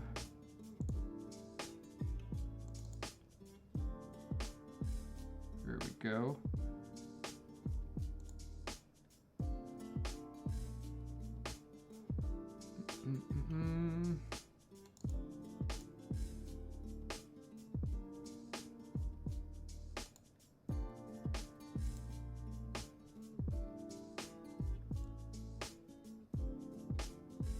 That's odd.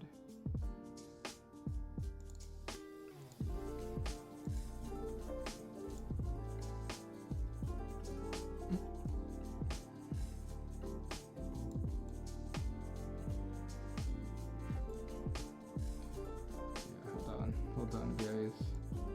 One of my screens is amiss for some odd reason.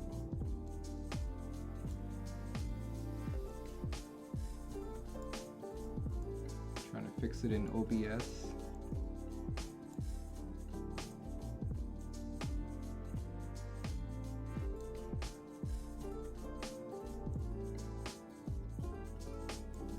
There we go.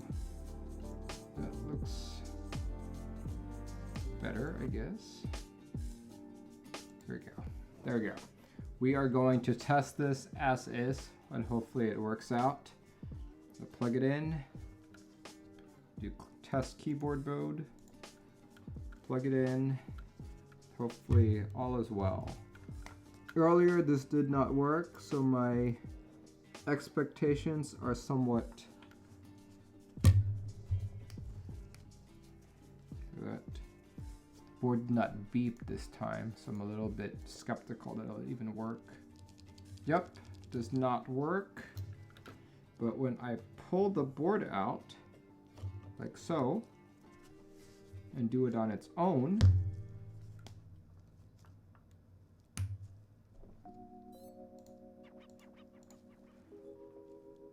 what do you know? Suddenly it works. So there's something off with me putting it in here.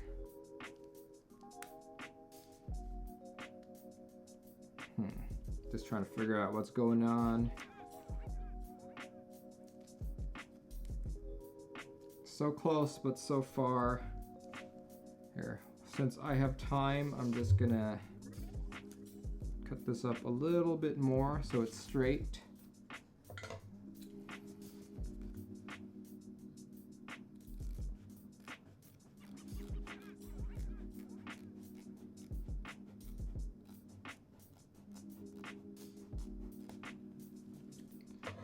Go. There we go. That's a better fit. Much better fit. I'm going to plug it in. Plug it in again. I don't really see what could go wrong. Oh. My wife seems to be calling me really quick.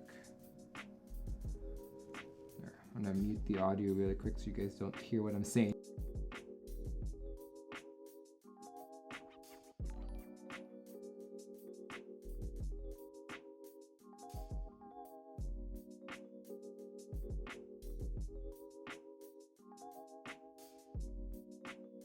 There we go.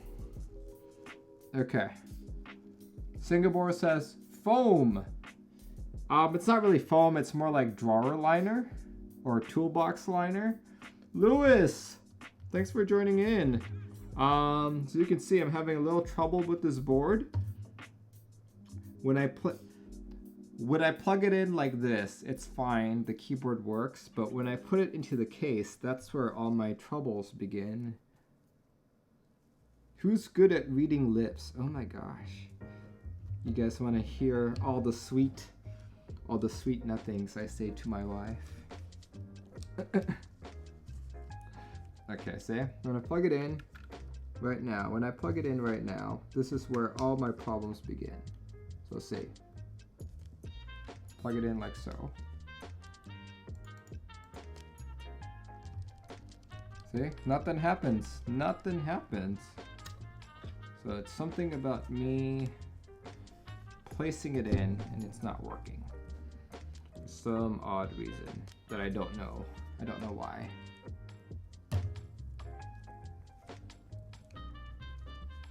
Like, see, even if I take this out, the one on your clue board sucks. Really, how so? I don't think what I'm doing is a consequence of the PCB, actually. It like randomly disconnects, really? Okay. So what I've heard about this build is clue board is usually built. It's manufactured in the USA. But I think these are not manufactured in the USA. There we go. See, it beeped. But see that? Doesn't work. Does not work at all. When I unplug it, oops.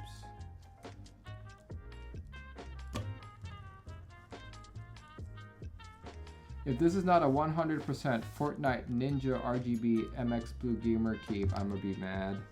Well, you will definitely be mad because I don't usually do gamer boards on my channel. See, it works just fine right now. It's the act of me putting it in. I wonder if the USB cable isn't being properly set, but I don't know how I'd be able to verify that. Here. Okay.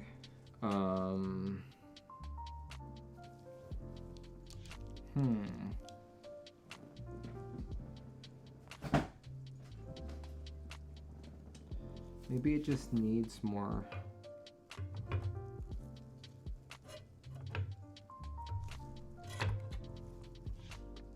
So.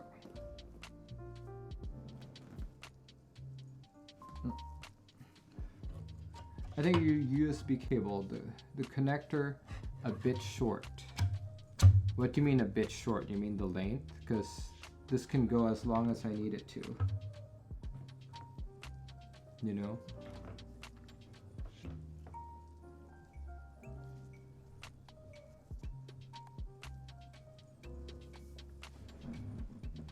Yeah, like wondering if the USB port itself isn't all the way through. That's my question.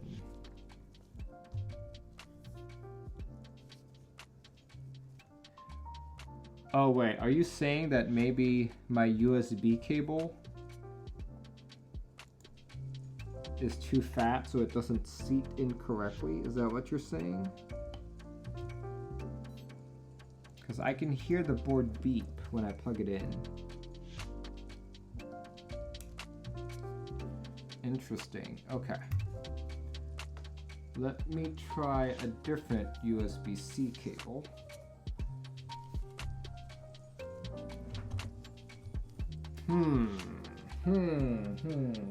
USB-C, where are you?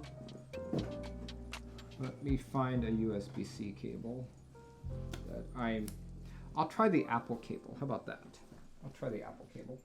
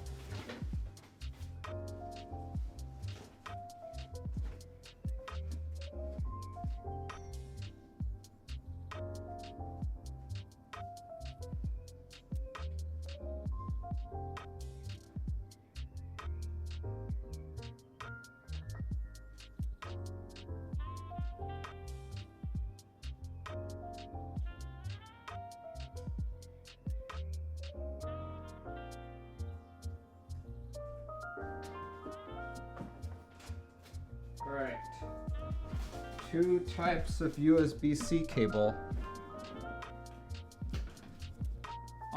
Single board, that does make sense. If only power makes it, of course the board isn't going to do anything. But here, let's just, this is a new USB-C cable. Let's try it out.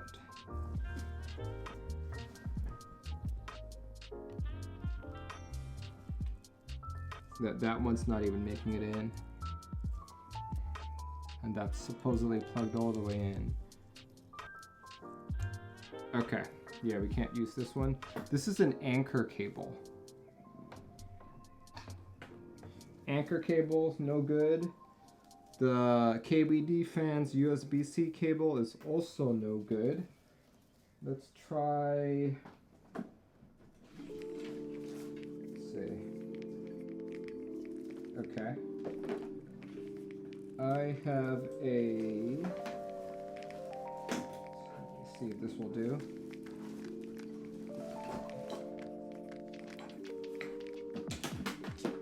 There we go. Here's another USB-C cable. Basically just trying everything here. How many of my USB-C cables will not work on this board? And if it's a majority of them, that's gonna suck.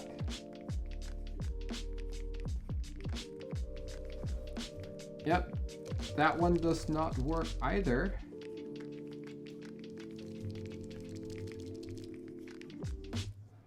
Does not work either. Okay. It's time to do the USB-C. Ooh, Lewis just sent a DM. Let me check. What did Lewis say? What did Lewis say to me?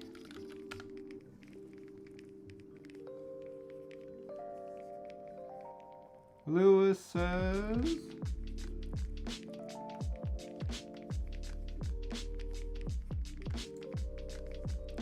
I have to modify my USB-C cable. That is not fun. Does the PCB work out of the case? Yes, it does. It works perfectly out of the case. So I'm gonna try the Apple cable, but to do that, I'm gonna need to pull out my MacBook. Hold on.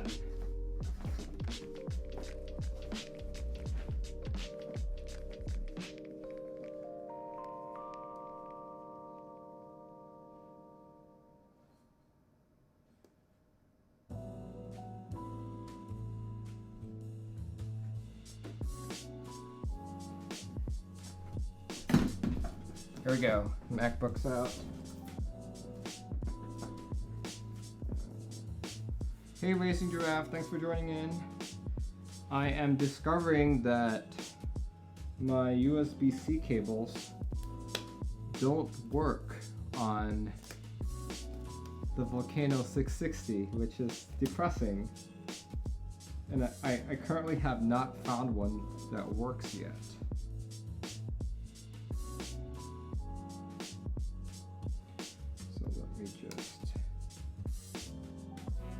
Okay, let's plug in the Apple cable. Did you figure out the issue? The issue seems to be that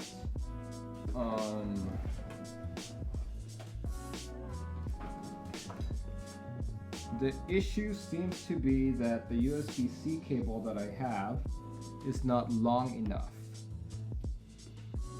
that I can't plug it all the way in.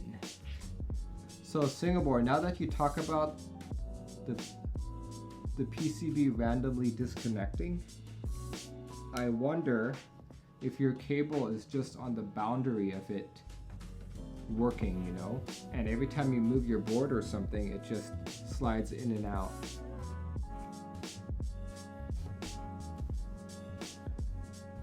And that's why you think that the keyboard sometimes works and sometimes doesn't.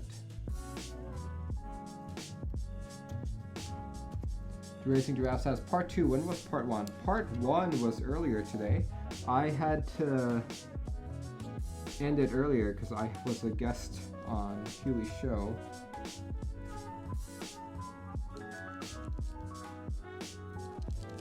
And this doesn't work either.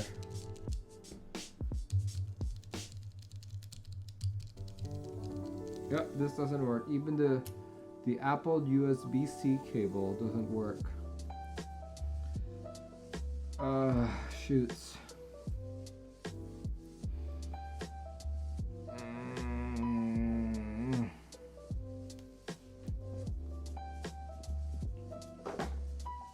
Do I have any other USB-C cables? I think the answer would be no.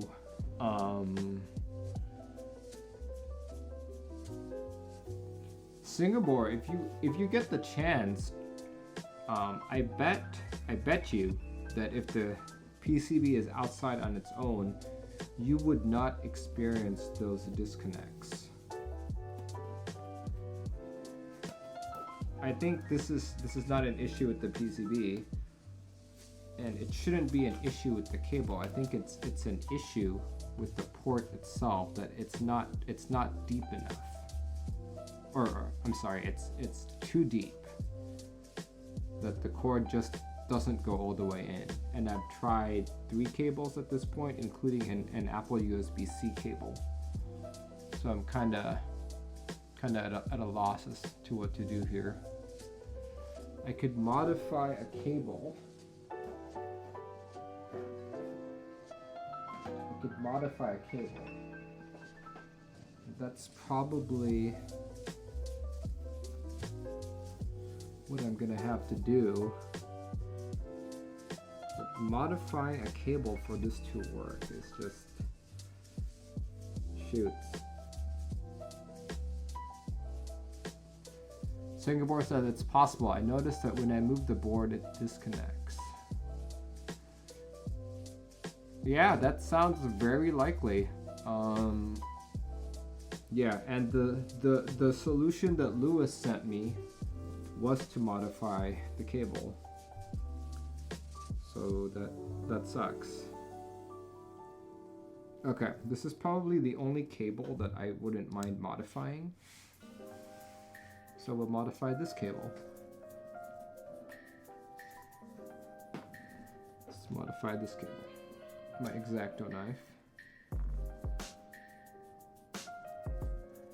This is better than not being able to use the keyboard. Shoots, that's...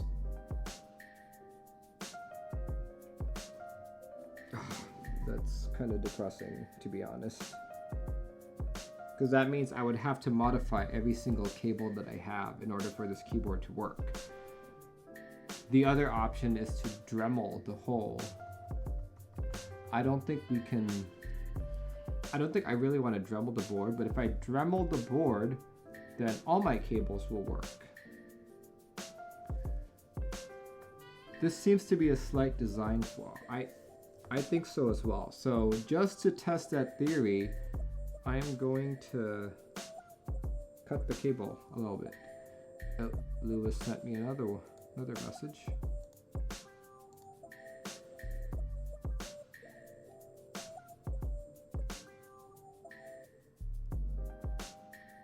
Remove this will do.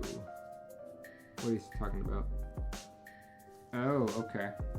He's saying to...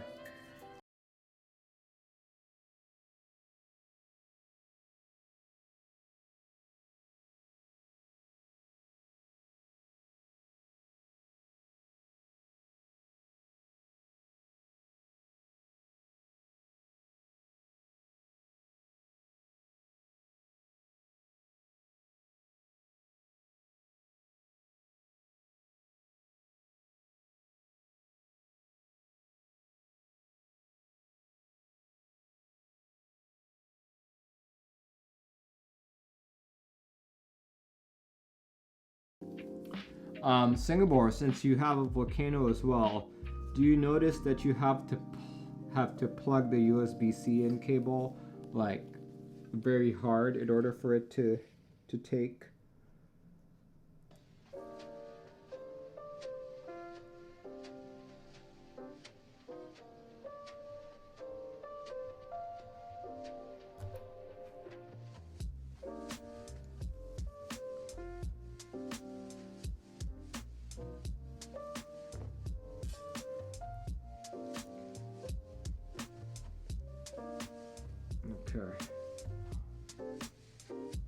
I've taken a few millimeters off.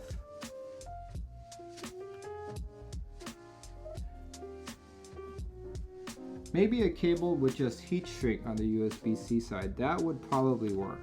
Okay, let's try this again.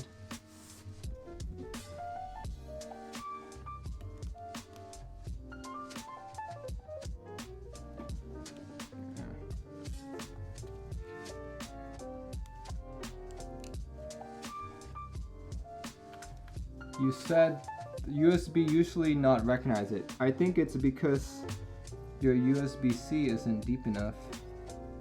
Like this one isn't deep enough.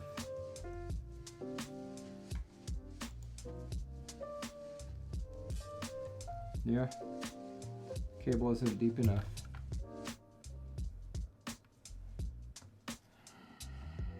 That's really annoying, to be honest. That is super annoying.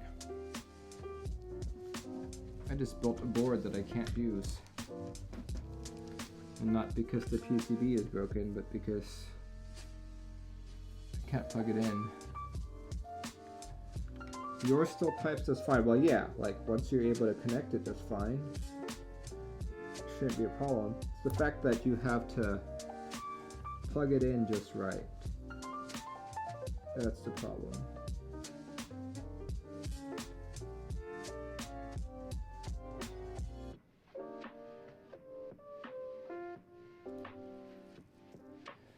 Your cables only have the heat shrink on it.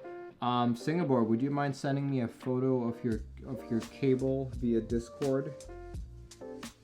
And also a link as to where to get them.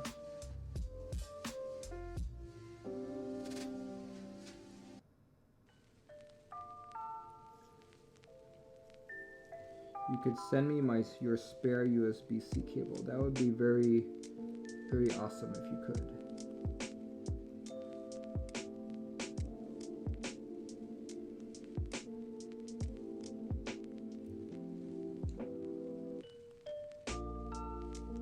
This is pretty retarded having to do this.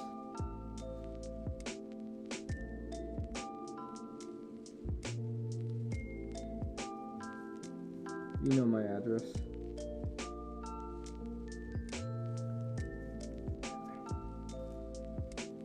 Pretty much.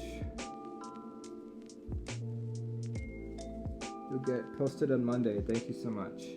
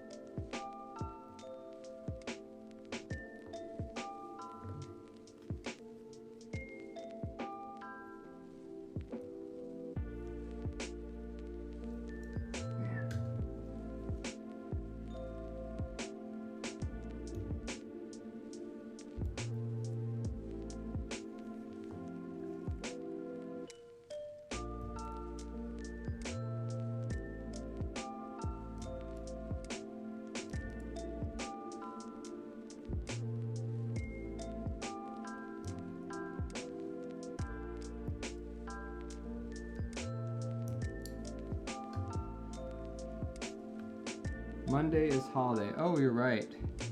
Shoots. Martin Luther King Day.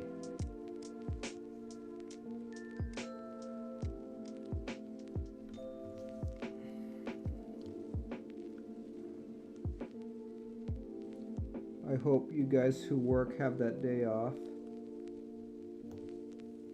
My wife unfortunately does not have it off, but I do. Good. Let's try plugging it in again.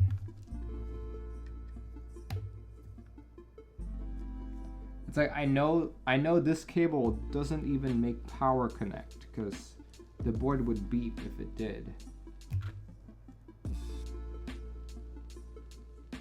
Yeah.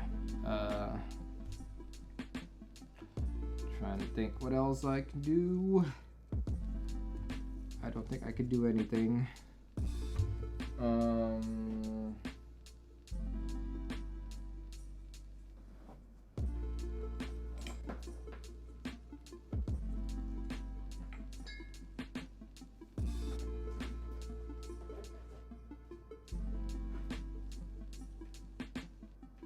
Yeah, now that I know what the issue is.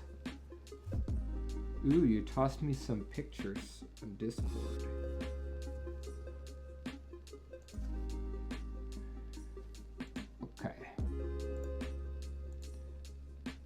Yeah, that's too thick. The photos that you sent me are way too thick.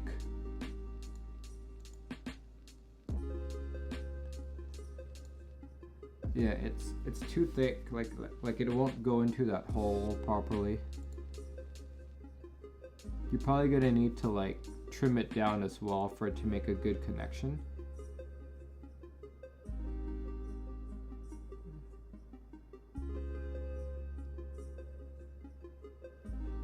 Stash build board. Did you pre-plug that cable to the PC? No, I did not. Thank you. Thank you for pointing that out.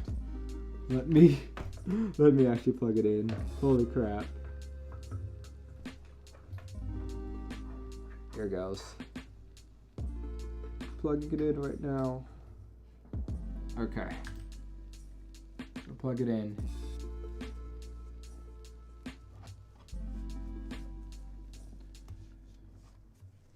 This is a pretty heavy board.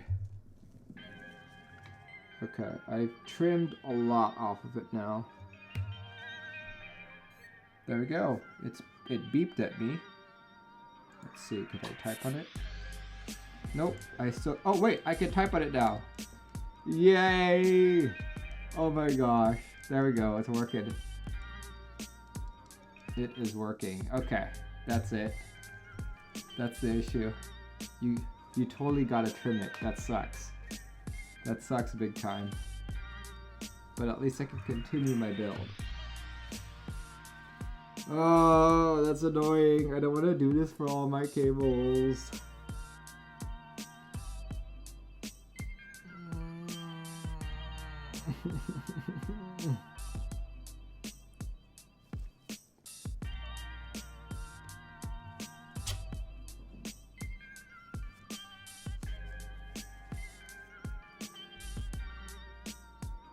Oh.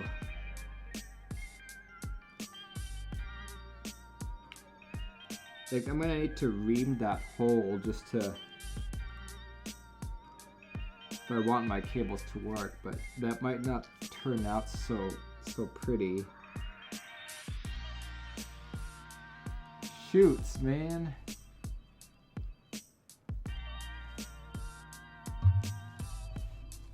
Shoots. I'm just gonna build it like this for now and just stick with this cable. But honestly, that's very depressing. Oh, should I put these in as well? Indicators.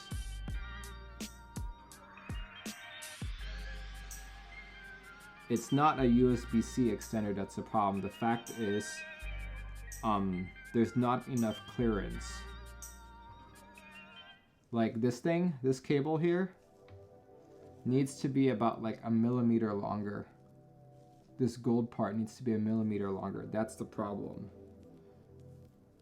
So none of my cables work except for that, which I modified.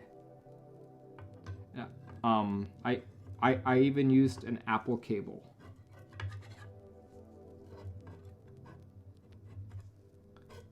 How's the build been going? It's been going well until the end when I discovered that I need to modify the cable.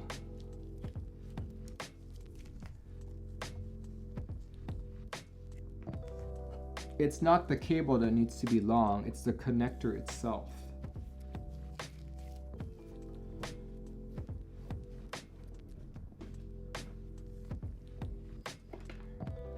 Send John from Zap Cables a message. Ooh, okay. I'll look into doing that. Could modify the extender. I could. Well, what I usually use for my board is a magnetic cable.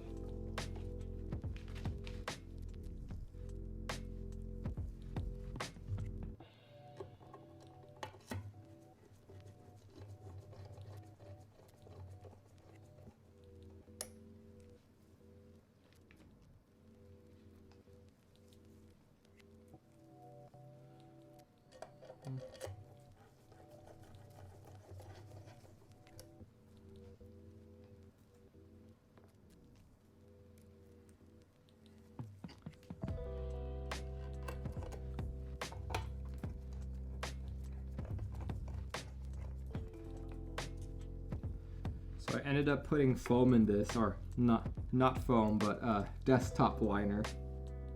So it should sound even better. I'm hoping.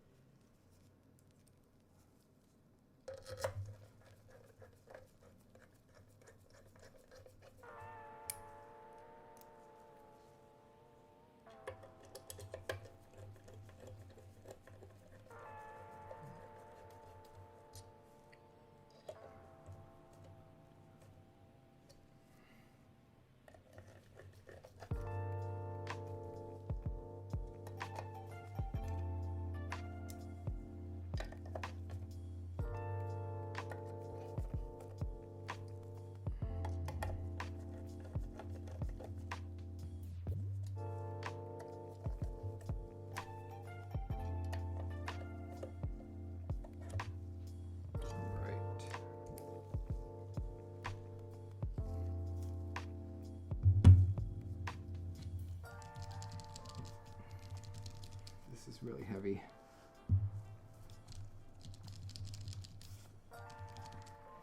Okay, let's put some keycaps on.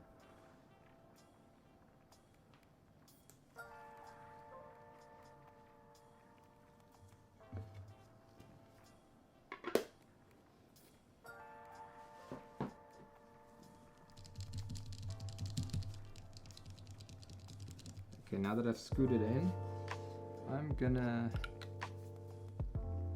try it again.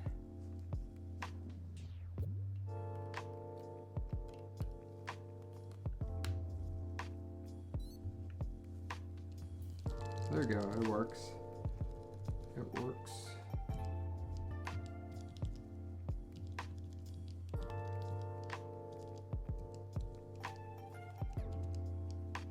Cool. Okay, what keycap should I put on this? So, as I was explaining in part 1 of this stream, I originally wanted to put GMK Solarized Dark on this because I thought that it would meld well with the gray. But after seeing the board, Volcano Gray is closer to blue than gray. It's like a titanium gray, bluish gray. And after seeing this, I was like, holy crap, GMK Mizu will look good on that. So I immediately bought GMK Mizu as soon as extras were available.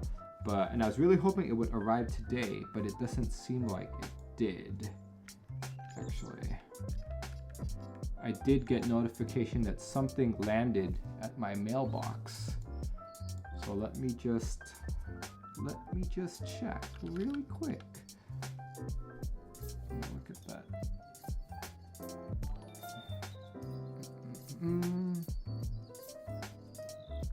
Mailbox.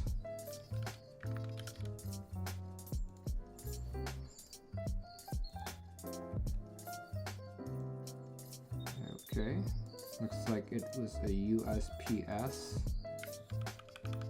If this can be tracked to Alabama, then alright, if this can be tracked to Alabama, there's a good chance it's my package. Tracking history, Las Vegas. Some Vegas from Amazon. Okay, yeah, that's not Dixie. Dixie's in Alabama. Okay, I guess tonight we are putting on Solarized Dark. Do you guys think Solarized Dark would look good even on a bluish gray keyboard like this?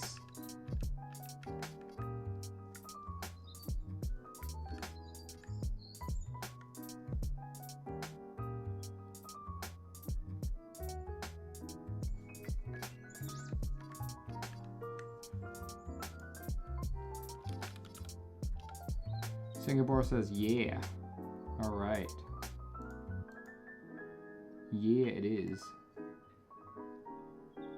He dropped off Mizu stuff today. Okay, there's no way that would make it from Alabama to Washington. Perfect. Okay. Bro, you still haven't gotten your Mizu? Lay Low is now following. All right. Okay, let me just clear things up a little bit here. And then we will put on the keycaps.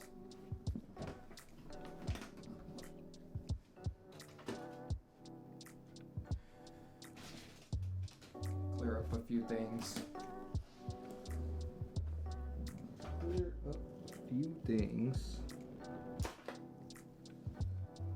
Such as all the cables that I pulled out to try and make this work.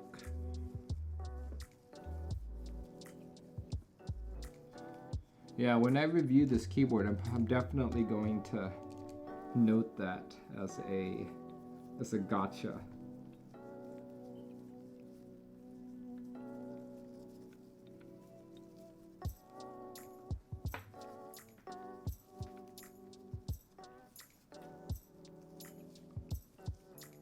Don't have a board for it anymore.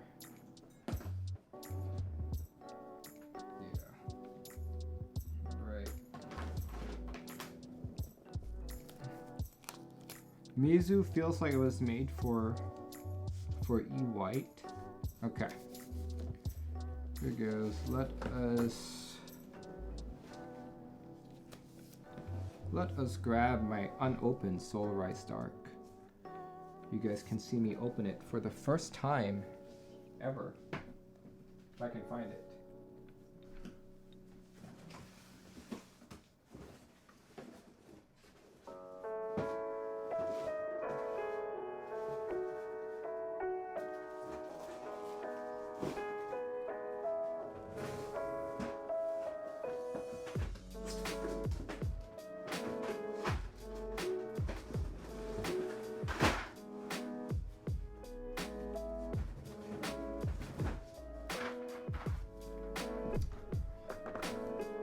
Unopened. Had it for a while.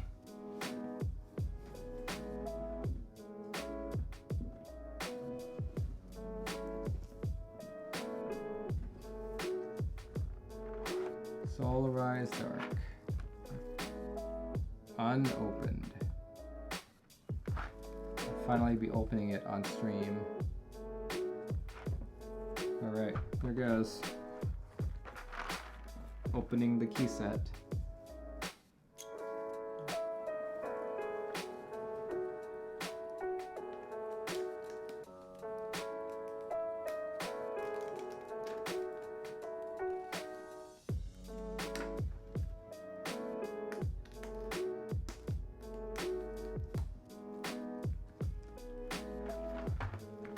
I've cut a slit into it.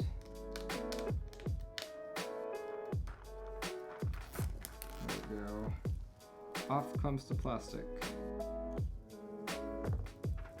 Off comes the plastic.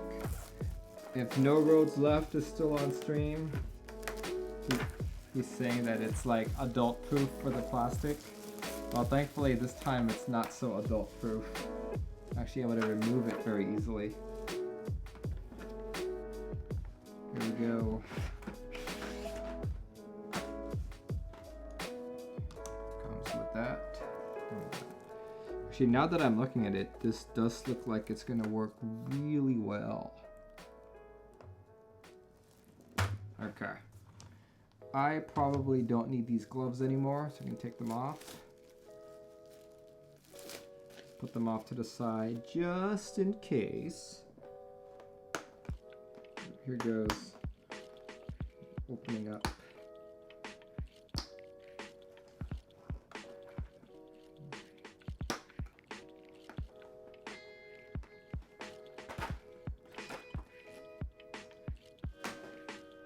Here goes. Escape key.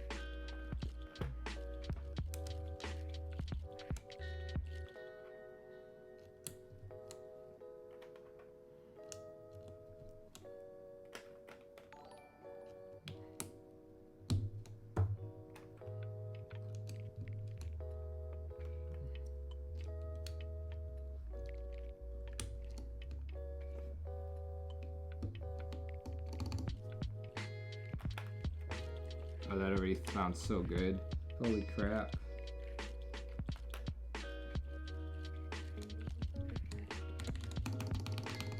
Oh, holy crap.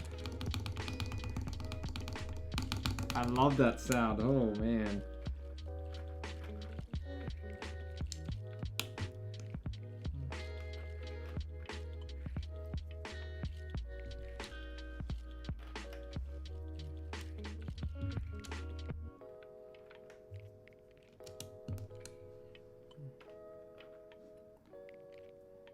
Yeah, here, let me just pause the music here. GMK Penumbra. Oh my god. Ah, I'm so happy. So happy.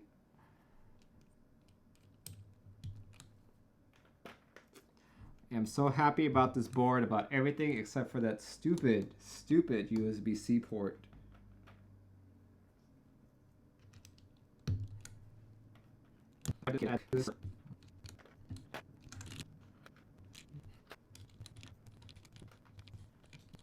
Now it's according to you.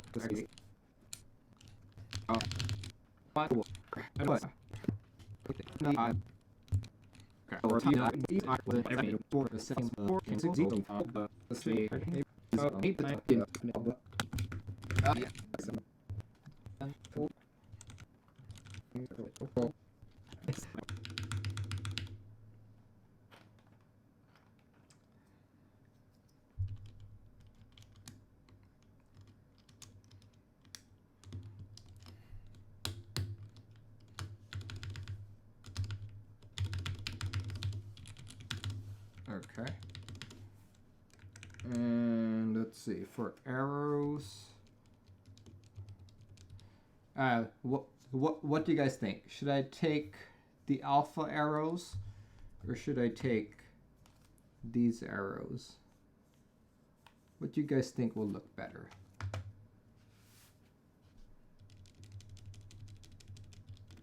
Alpha colored arrows or these arrows, or no, actually, sorry, they're not alpha colored arrows. They're mod colored arrows. Mod colored arrows or accent colored arrows.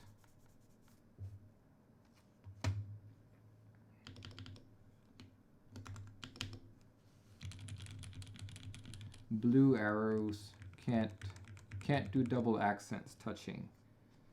Accents can't be touching. Okay. We'll do that. It's a sin. Mod arrows. There we go. We'll put mod arrows in. Mod arrows.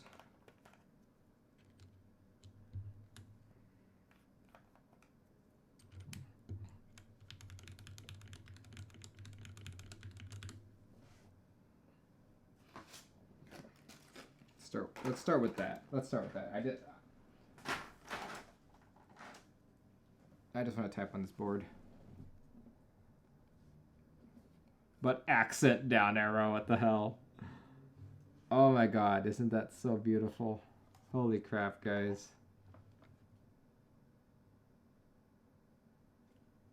That looks really good. But I wonder if Mizu will look better.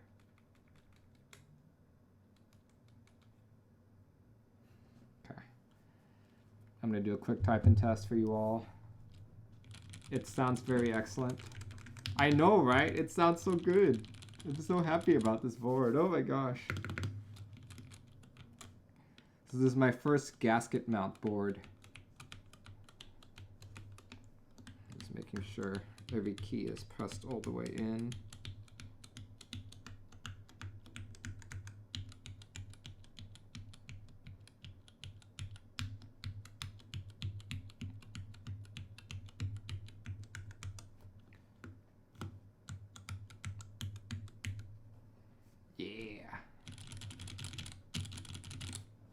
Okay, I'm gonna do a few typing tests.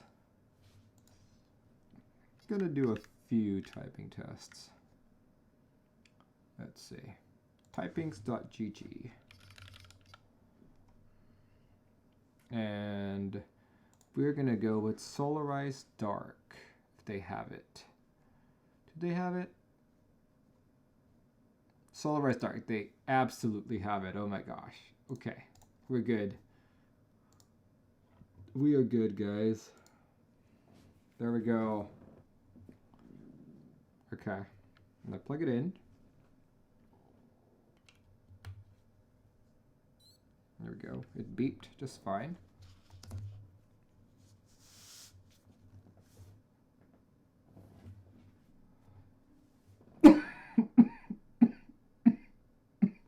Since control's in the caps lock spot, what does the normal left control do? In my case, it's still control. Like I have 3 controls. Here, let me move my mic a little bit closer. A little bit closer. There we go. That's right. So you guys can't see my face. But that's fine. You guys can hear the keyboard as I type. Okay, here goes. Let's type. Let's type this. Is Volcano in VIA? No, it's not. There's a control freak. Here we go. I can't see.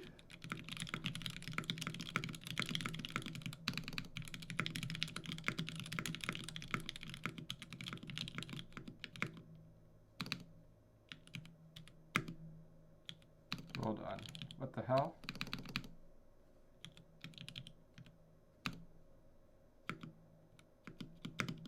My spacebar is triggering a J key. No! Space is triggering J.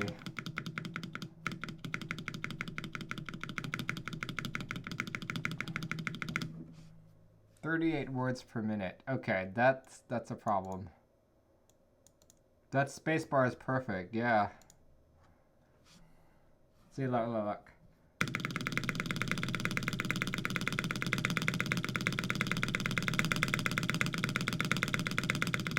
It's all J's.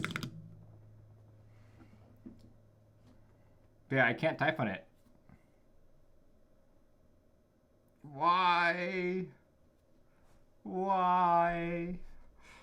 The board that I wanted the most and took great care to build is giving me so many problems. Meh. Meh. Okay. Oh look, even backspace is giving me J's. What the hell? What the hell? Look. J. Top Clack should give me funds for promoting J.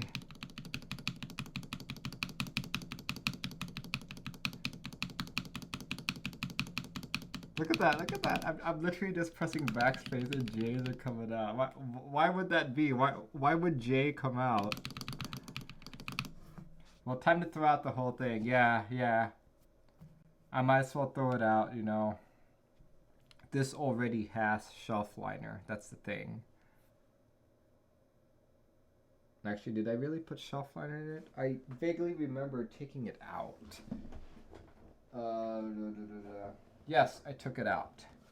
Maybe I should put it in. Does the J key type J? Yes, the J key types J. So does the K key. The K key? That's how it... Isn't that Japanese for cake? K key. Just randomly putting J in. Actually, guys, this is actually a Top Clack sponsored stream. I'm here to promote J. All right, we are gonna put the thing in. We are gonna put this inside. Maybe I'm somehow shorting. Who knows? So close, yet so far. So close, yet so far.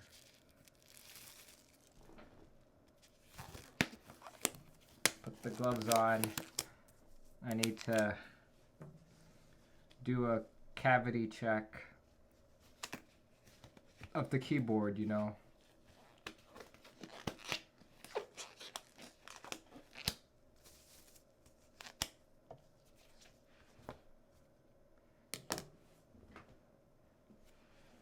So sad. So sad. If you take the base off, it still does it. Then the liner won't help. Yes. I'm actually gonna plug it in after I take it apart again for like the 10th time in a row.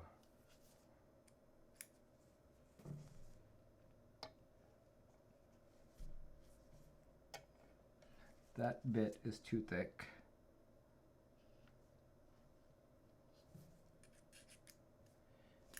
You used paper O-rings on the stabs. Paper O-rings on the stabs. No, I did not use paper. I used felt. I don't think paper would help with any of the shorting.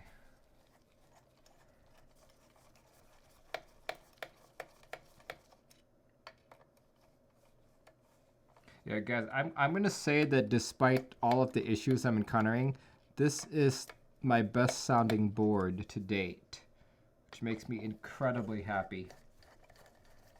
Here, while I'm unscrewing this, I'll play some music. Let there be music.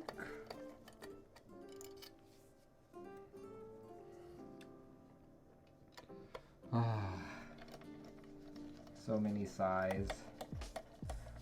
As I was typing, I'm just like, huh? Why is my accuracy rate so low? I'm not a bad typist. I can type at least 100, no problem, with at least 80% accuracy. Why am I not doing a good job today? And the answer is because something's wrong. Something's gone very wrong. Yeah.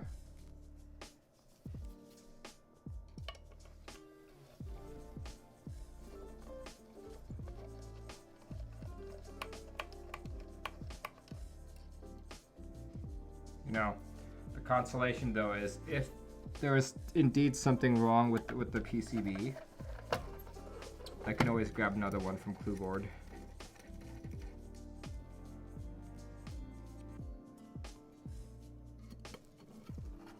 I know Scully can hook me up.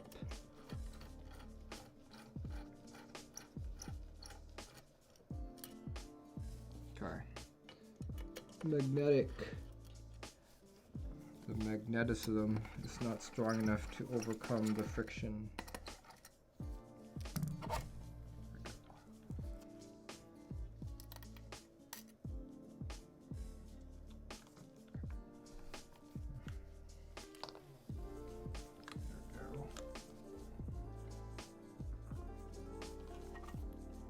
The Volcano sounds alright. It's not super thocky, but I didn't put linears in mine yet.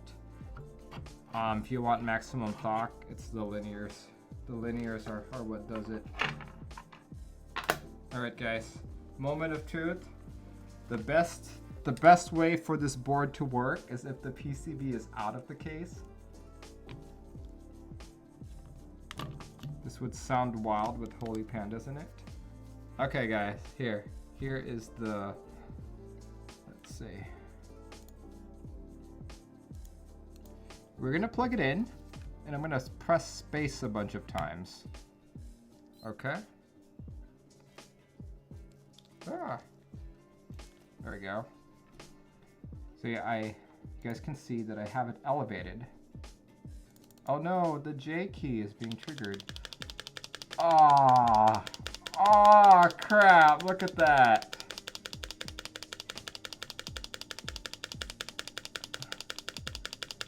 The J key. Okay, let's see, does backspace trigger it? Yup, it triggers it. It's the PCB. It is indeed the PCB. Holy crap.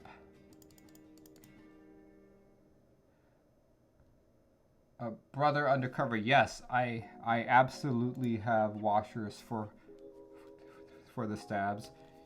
If you use screw-in stabs, you absolutely need washers. You cannot go without it.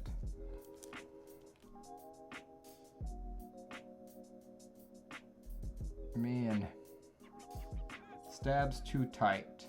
Did I test a PCB? I did. I did with washers, but I didn't like stress test it like what I'm doing now. Here, this is what I'll do. I'm going to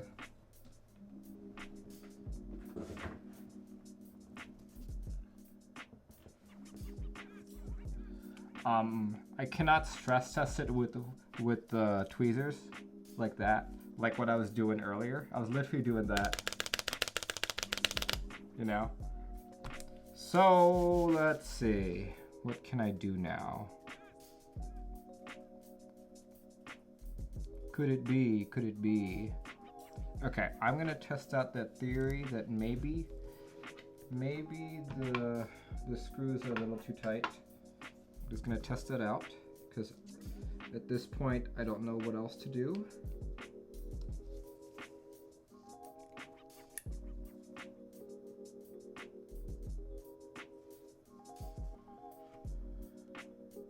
Just gonna loosen them just a tiny bit. Loosen, loosen, loosen, loosen, loosen, loosen, loosen.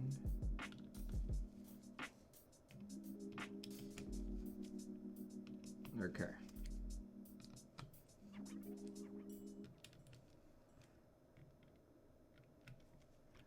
I've loosened all of the stabs.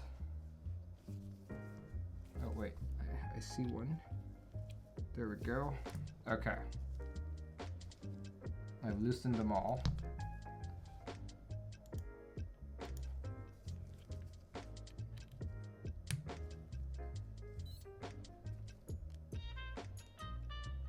Okay, I'm gonna do that same test. Oh look, J just immediately turned on. Yep, it's still doing it. It's still doing it.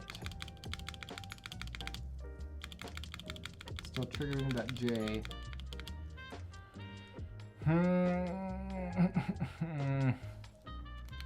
Backspace does the same. Okay.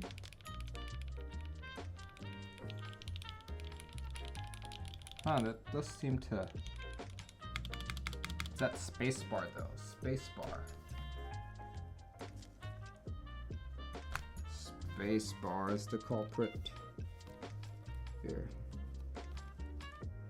These screws are just barely in at this point.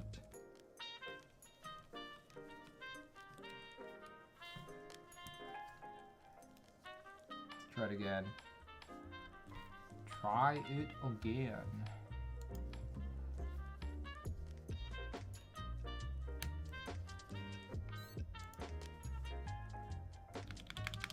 Yep, it triggered the J.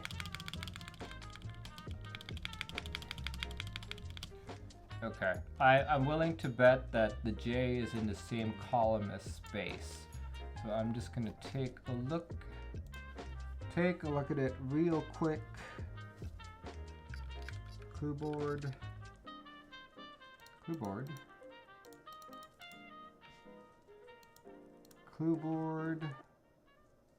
Oh man.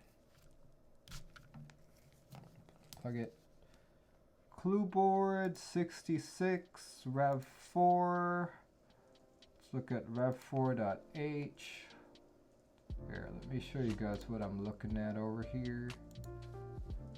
Okay. J, right? So that would be A S D F G H J K27. So that's row 2, column 7. If you compare that to spacebar, doesn't make sense. Oh wait, let's look at 66 ANSI because that's what I'm... Yeah, 27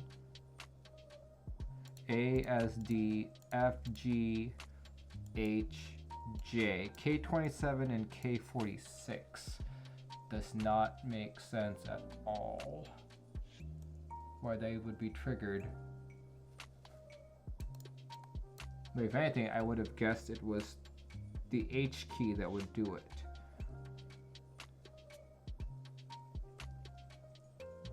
But not the J key, unless maybe something with the diodes went wrong. Let me take a look.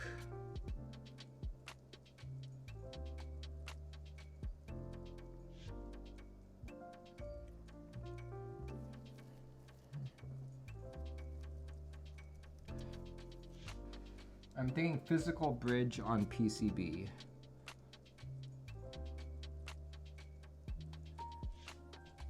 Like no other key triggers it other than backspace. Backspace which would be K56. And spacebar is K46. So backspace and spacebar share the same column but different row. That J key shares a different row and different column. If anything, I might just, you know, sometimes scrubbing it with the toothbrush, just cleaning it up makes a big difference.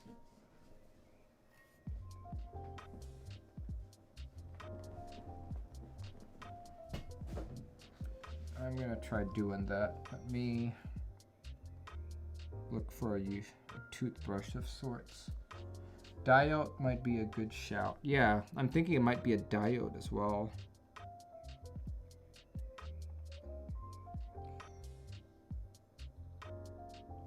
I'm looking at the J key.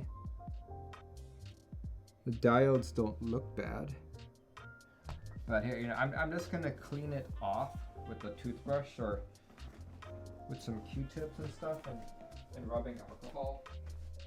Let's just try it.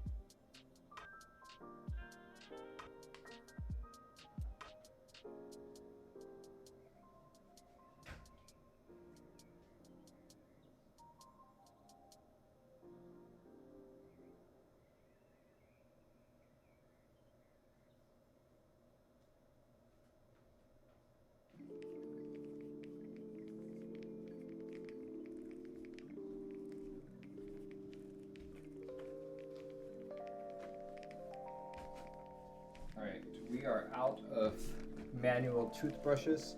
I do not want to use any of my electric ones. So let's see, do we have any alcohol? Rubbing alcohol. Shoots. Okay, let me go back out and grab one. Where did we keep our alcohol? Yeah, this is very, very unfortunate.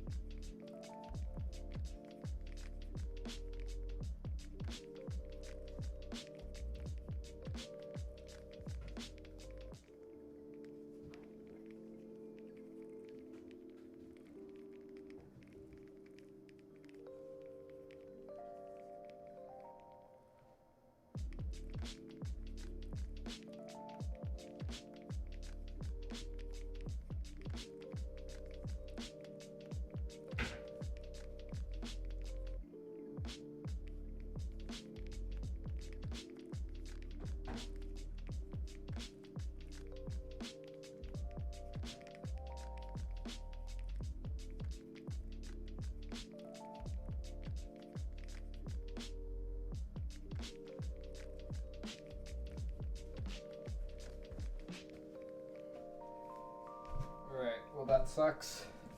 My wife was doing some cleaning the other day. I think she moved the alcohol around. I know I have a small amount somewhere here in my drawer. Aha! There we go. Got some here. Let me just try and cleaning it. Sometimes cleaning it can do wonders.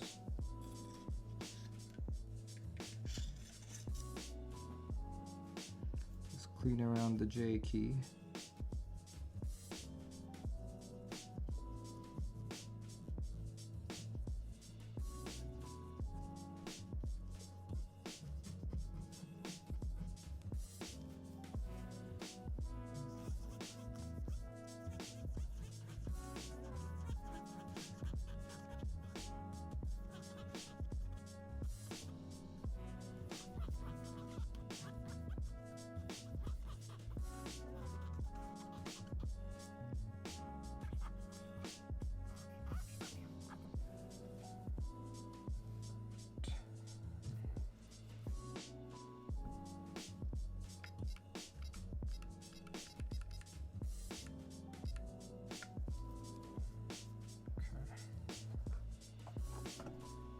Yeah, if this doesn't work, I just don't know what else I would do, to be honest.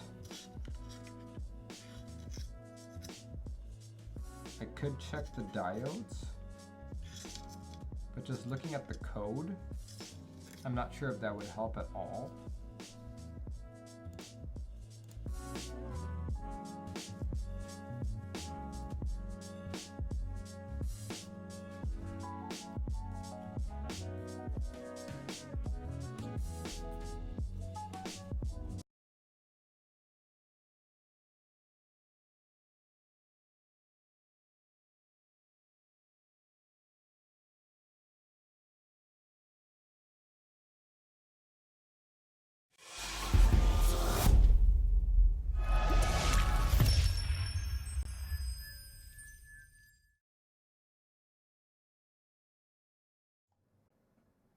Hello everyone, thanks for joining in on a somewhat late stream. As some of you may know, I have been struggling with this build all weekend. So this build is the Volcano 660. I encountered quite a few issues with it, but you know, I did end up building the board over the rest of today.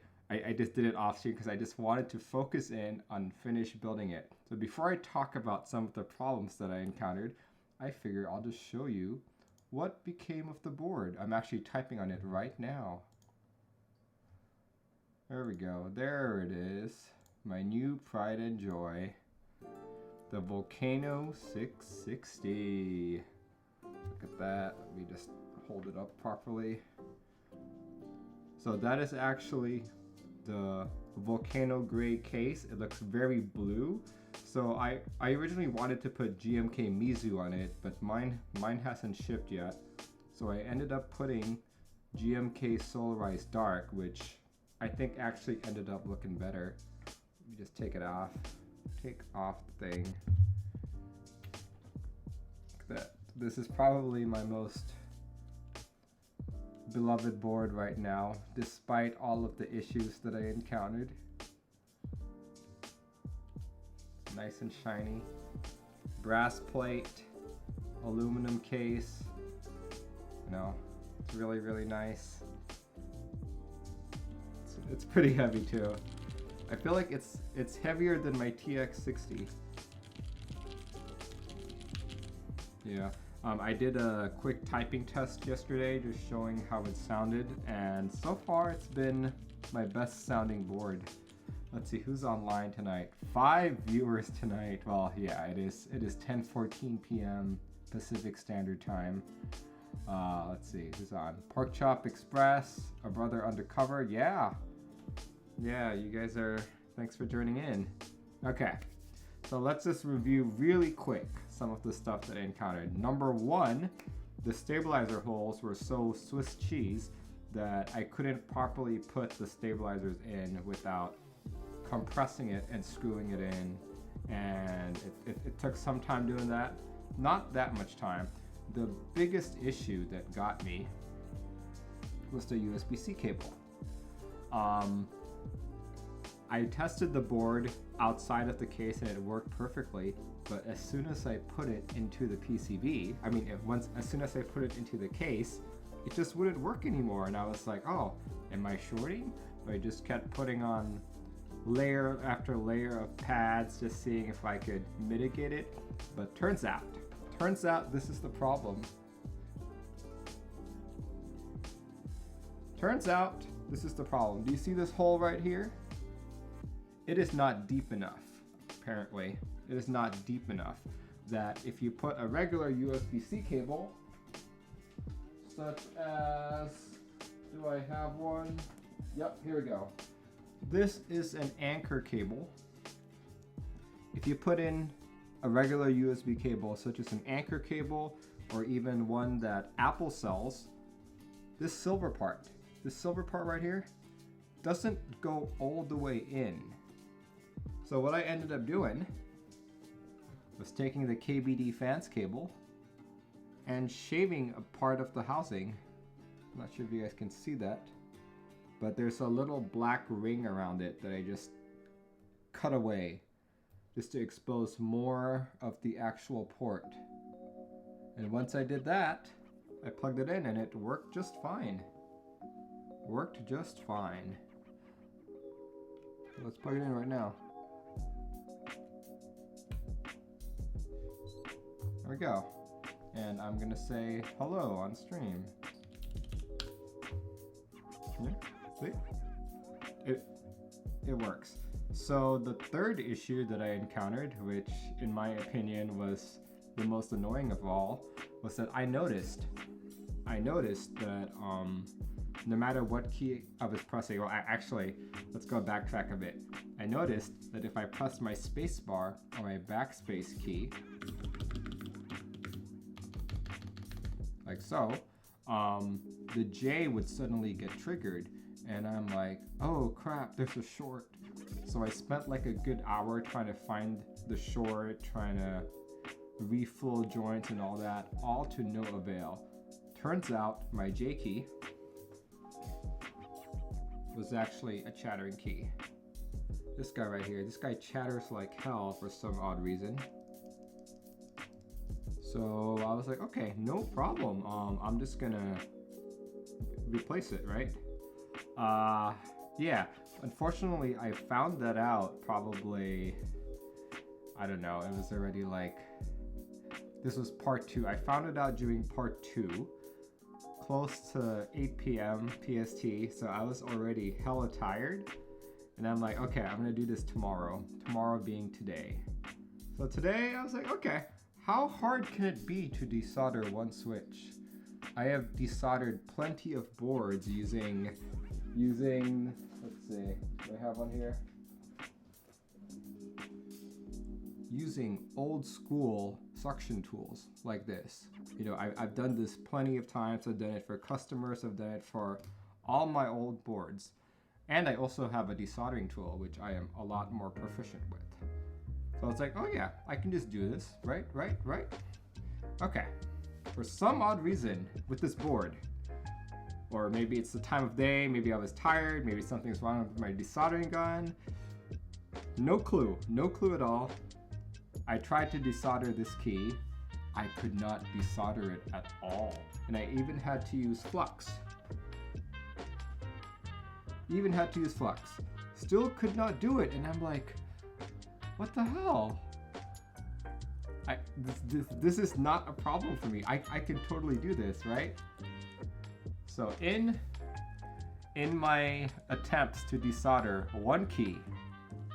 one single key, I lifted pads. Not just one pad, but both pads on the J key. And I was like, oh my gosh. Zashiru says, scuffed board. Yeah, I know, right? I was just like, what the hell? What did I do? So I contacted Scully and I'm like, hey man, I'm probably gonna need another PCB. And I was just so sad. I was so sad. But then, you know, I just went and took a quick break. And I came back at it and I'm like, you know, I've done this fix for others a bunch of times. So I'm like, you know, I just want to get it working to the best of my ability. Yeah, I know this board doesn't like me at all for some reason.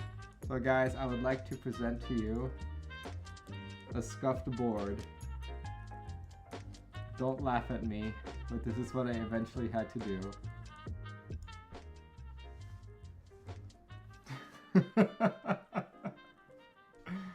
Yeah, I know. It's terrible. It's completely terrible. It was like so bad. I felt so sad.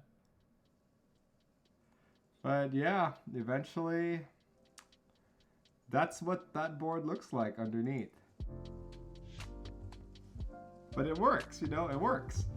And I've like stress tested it too. I've like banged on the keys. It works. So I'm like, you know, if I ever get around to just,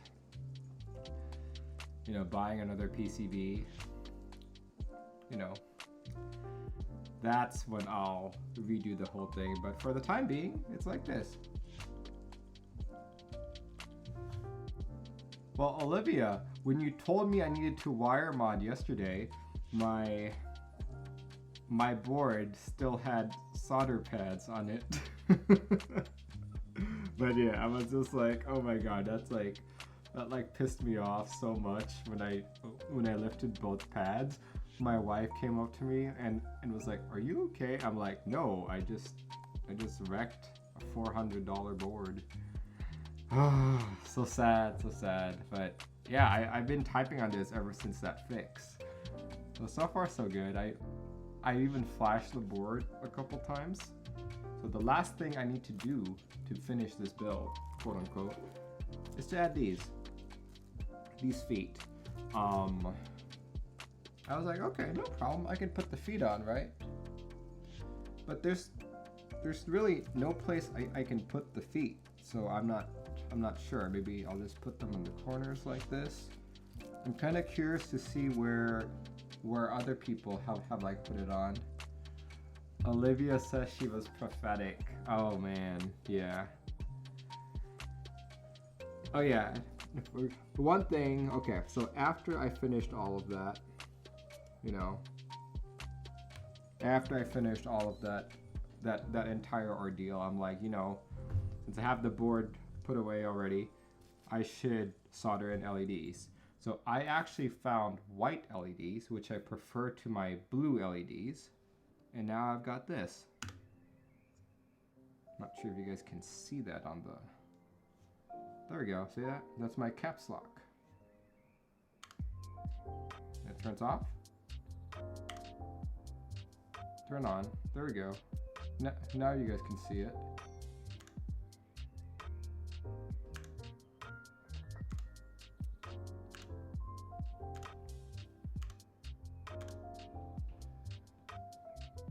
Shoda, you literally just missed my entire explanation of why this is part 3. Yeah, that's what I've been talking about the last 20 minutes. Yeah, but in general, part 3, this is the first stream where this board completely works. Part 1 was I was soldering and then I had to go to like Huey's thing for the game show. Then part 2 was me actually putting the board together and discovering all of the issues with it. And part 3 is me finally having the board together, you know? So yeah, this is the first time it's been together. I need to figure out what to do with these feet. So I'm gonna be looking at, actually, let's look at Geek Hack. Where did people put it?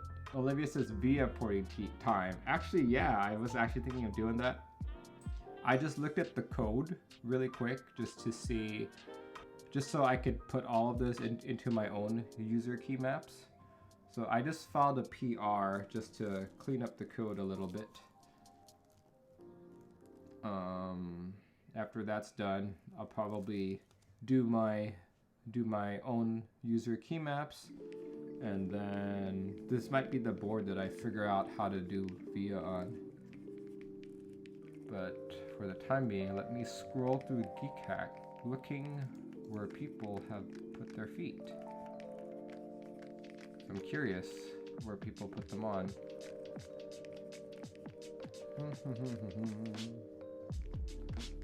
Looks like no one's really posting where they put it on.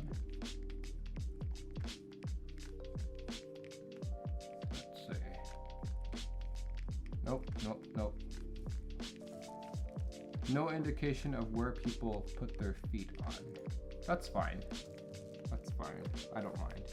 But yeah, here we go. I'm going to give you guys a little typing test since I promised that yesterday. Now with a fully functional board. A fully functional board. There. Let's do this.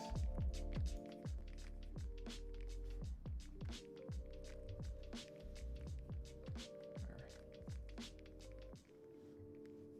Like so.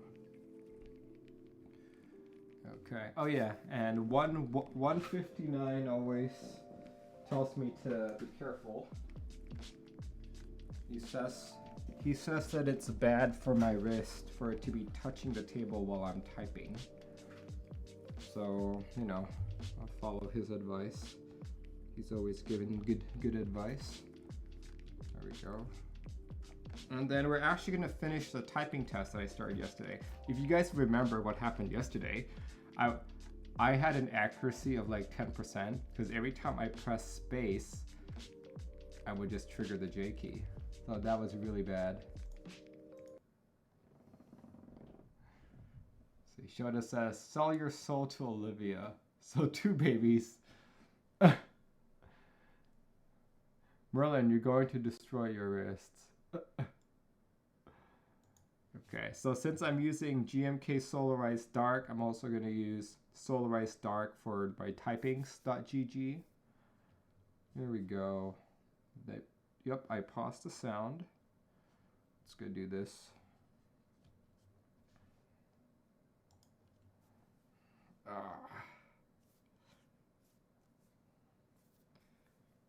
How fast do you guys think I can do on these? These are Gateron inks. Gateron black inks.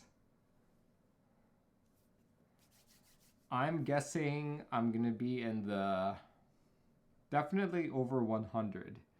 On linears, the fastest I've ever done on linears was like 142. So who knows? Who knows? We'll see. We'll see. Let's do this. Showed us as 300. Yeah, man. I wish. Here we go. Whew.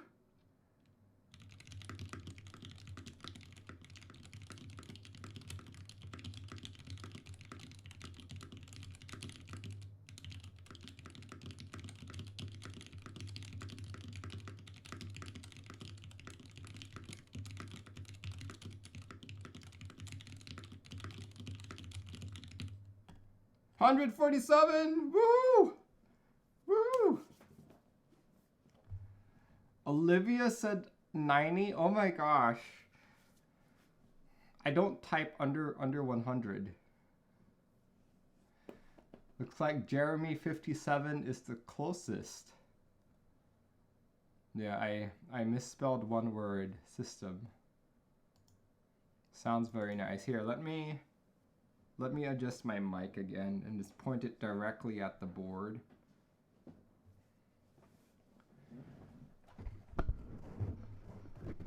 Let me just point it directly at the board. You guys can hear. And now that it's directly in front of me, I'm probably not going to see the screen as much. I'm going to have to crouch around it. Okay, let's try this again. I'm going to be like typing like a goblin here. We can see it here. It's pointing directly at the board now.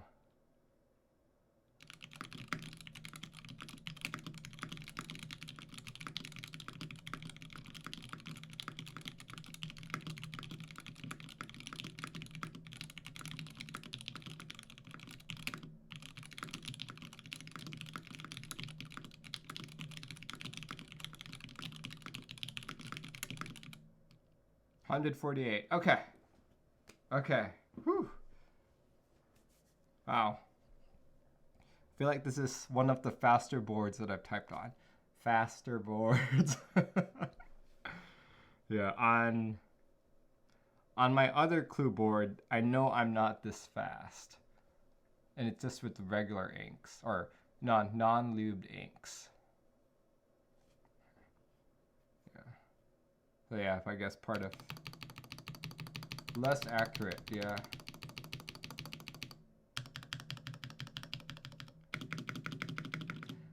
No, it sucks because I feel like this is my best built board, except for that soldering fiasco because of that stupid switch.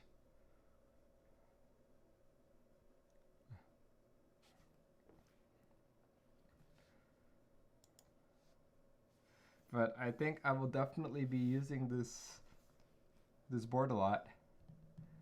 Merlin, have you tried milk jugs yet? No, I have not. I don't even know what those are. But I'm assuming they're some variant of creams or some variant of a Gateron cream housing, something or another. Am I right? Less accurate though. Need a new PCB. Yes. I do in fact need a new PCB, but yeah. I will do that if this board ever completely craps out, or if I ever sell it, I'll probably buy a PCB and just sell it along with this. Though I am rather confident with my fix.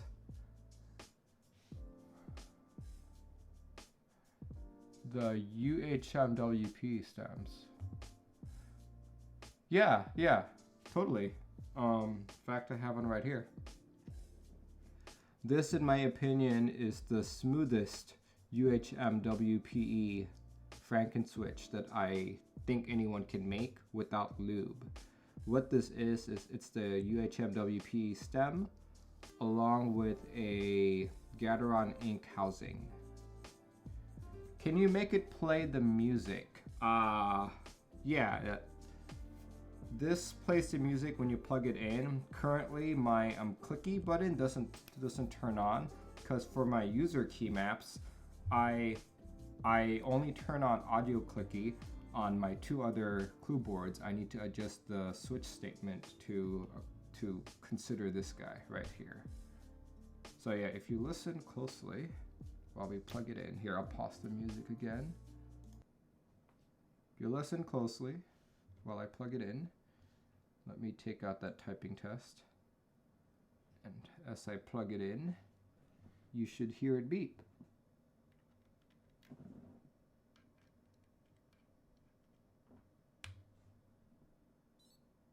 There we go. Hopefully you guys heard that. Just a small, short beep.